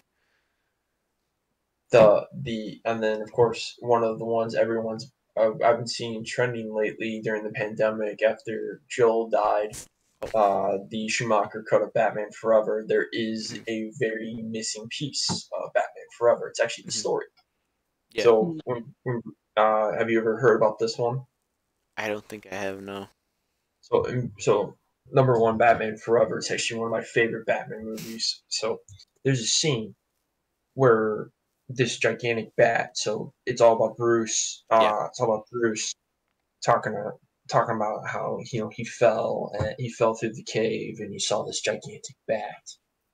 Well, it happens to be when Two-Face shoots Bruce in the head and gives Bruce amnesia that this gigantic bat is still actually out there, and actually gives Bruce the memory of him being Batman, and this really gothic Tim Burton kind of style. This gigantic bat, and Bruce is touching this bat, and his eyes are twisted. It's crazy. Yeah. I know the one film that people keep bringing up that HBO Max could probably greenlight. They could probably do it. Is Tim Burton and Kevin Smith, if they want to play nice with each other. We get the Superman Lives. Superman Lives? Or was it Superman Lives, or is it another time? I can't remember. It's something Superman. No, so it is Superman Lives. So Superman Lives takes place 1996. So Kevin Smith did a script. It was gonna be directed by Tim Burton. John Peters was gonna produce it, and they wanted a gigantic spider. That's what they wanted. And Christopher Walken was gonna be Brainiac at one point. Nicolas Cage was Superman. I forgot who was going to play Lex Luthor. Actually, I think it was Kevin Spacey. It was Spacey or Robert Downey.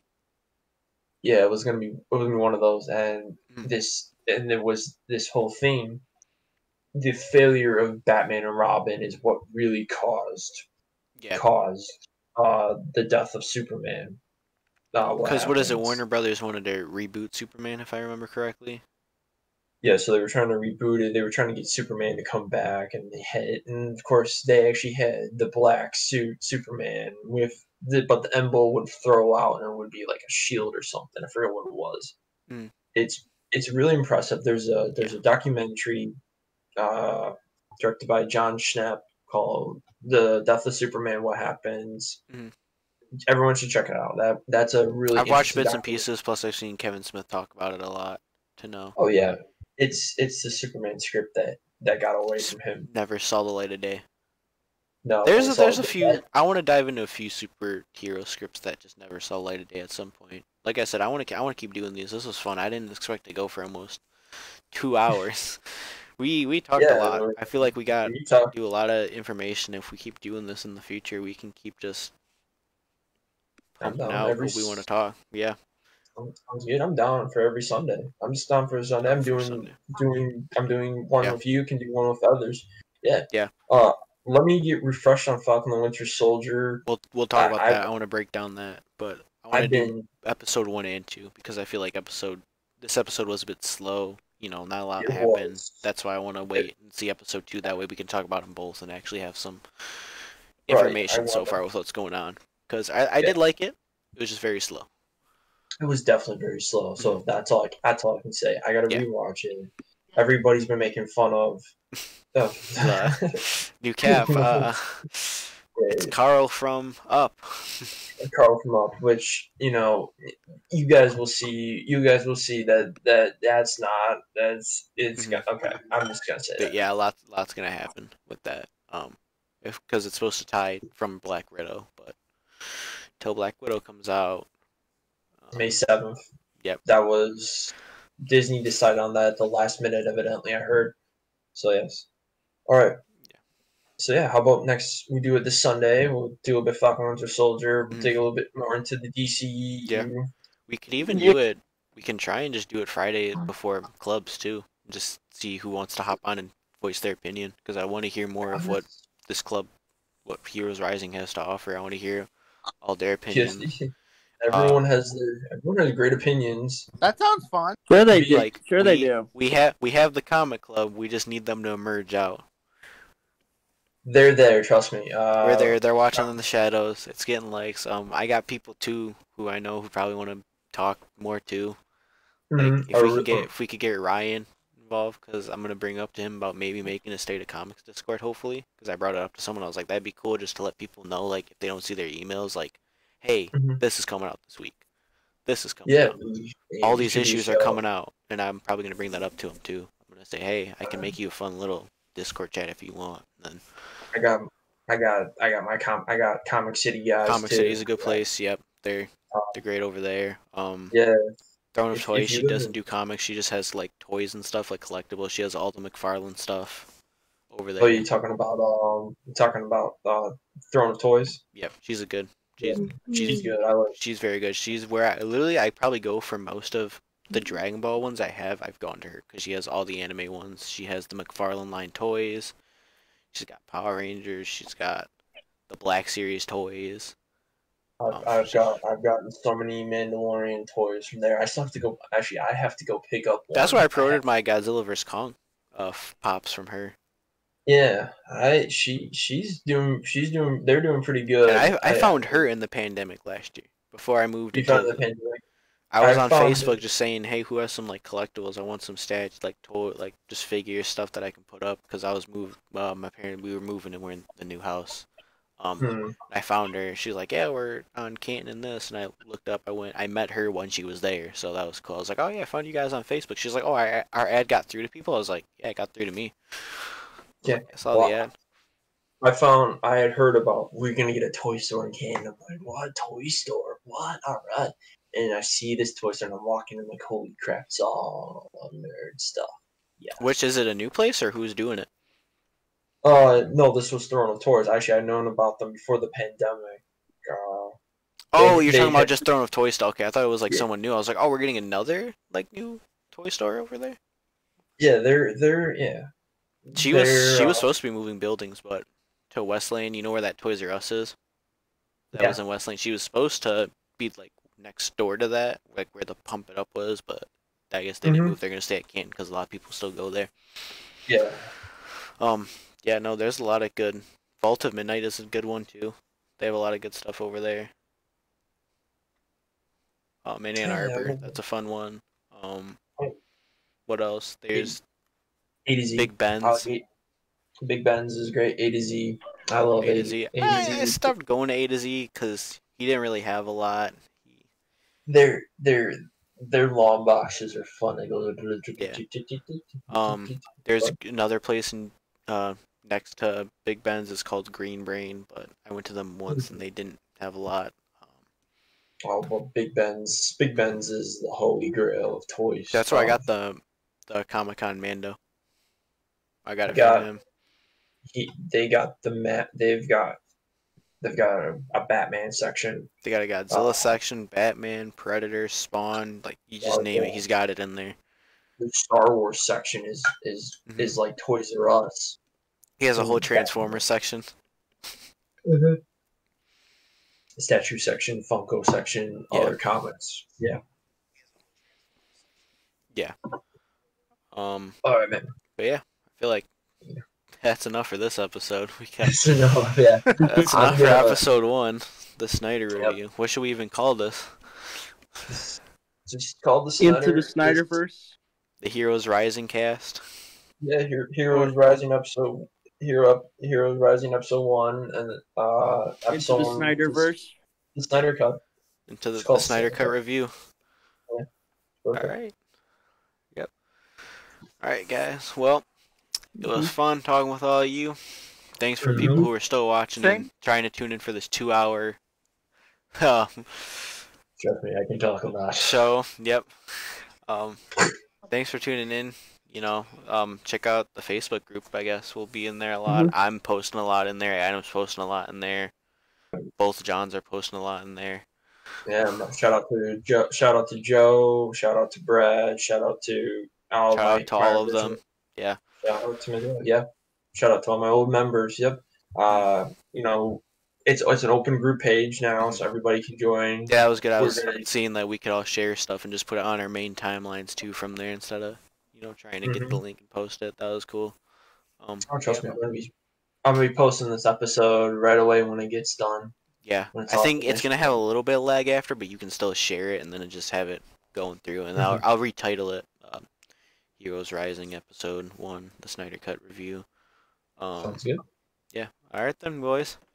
Till the next episode, which we'll all talk and start getting together with who we want talking and what episodes we want to be about. Hopefully, we can do one before Godzilla vs. Kong to build up our hype and predict who's going to win the Battle of the Beast. Which that's what we should probably do next. Then we'll go more into comic issues and Infinite Frontier after you read it, and then we'll talk more about Rebirth, how Rebirth shaped it, went into thing. I get some planning done. We'll do some episodes. Sounds good. I want to start doing vlogs with all of us because I feel like that'd be fun of us just going to comic shops. And just looking around. Yes. It'd be fun. Yeah, I'd be excited to do that. My money is on Godzilla though, so I think everyone's is. Oh, he's watching. Is that 2014? All right, boys. We'll see y'all around.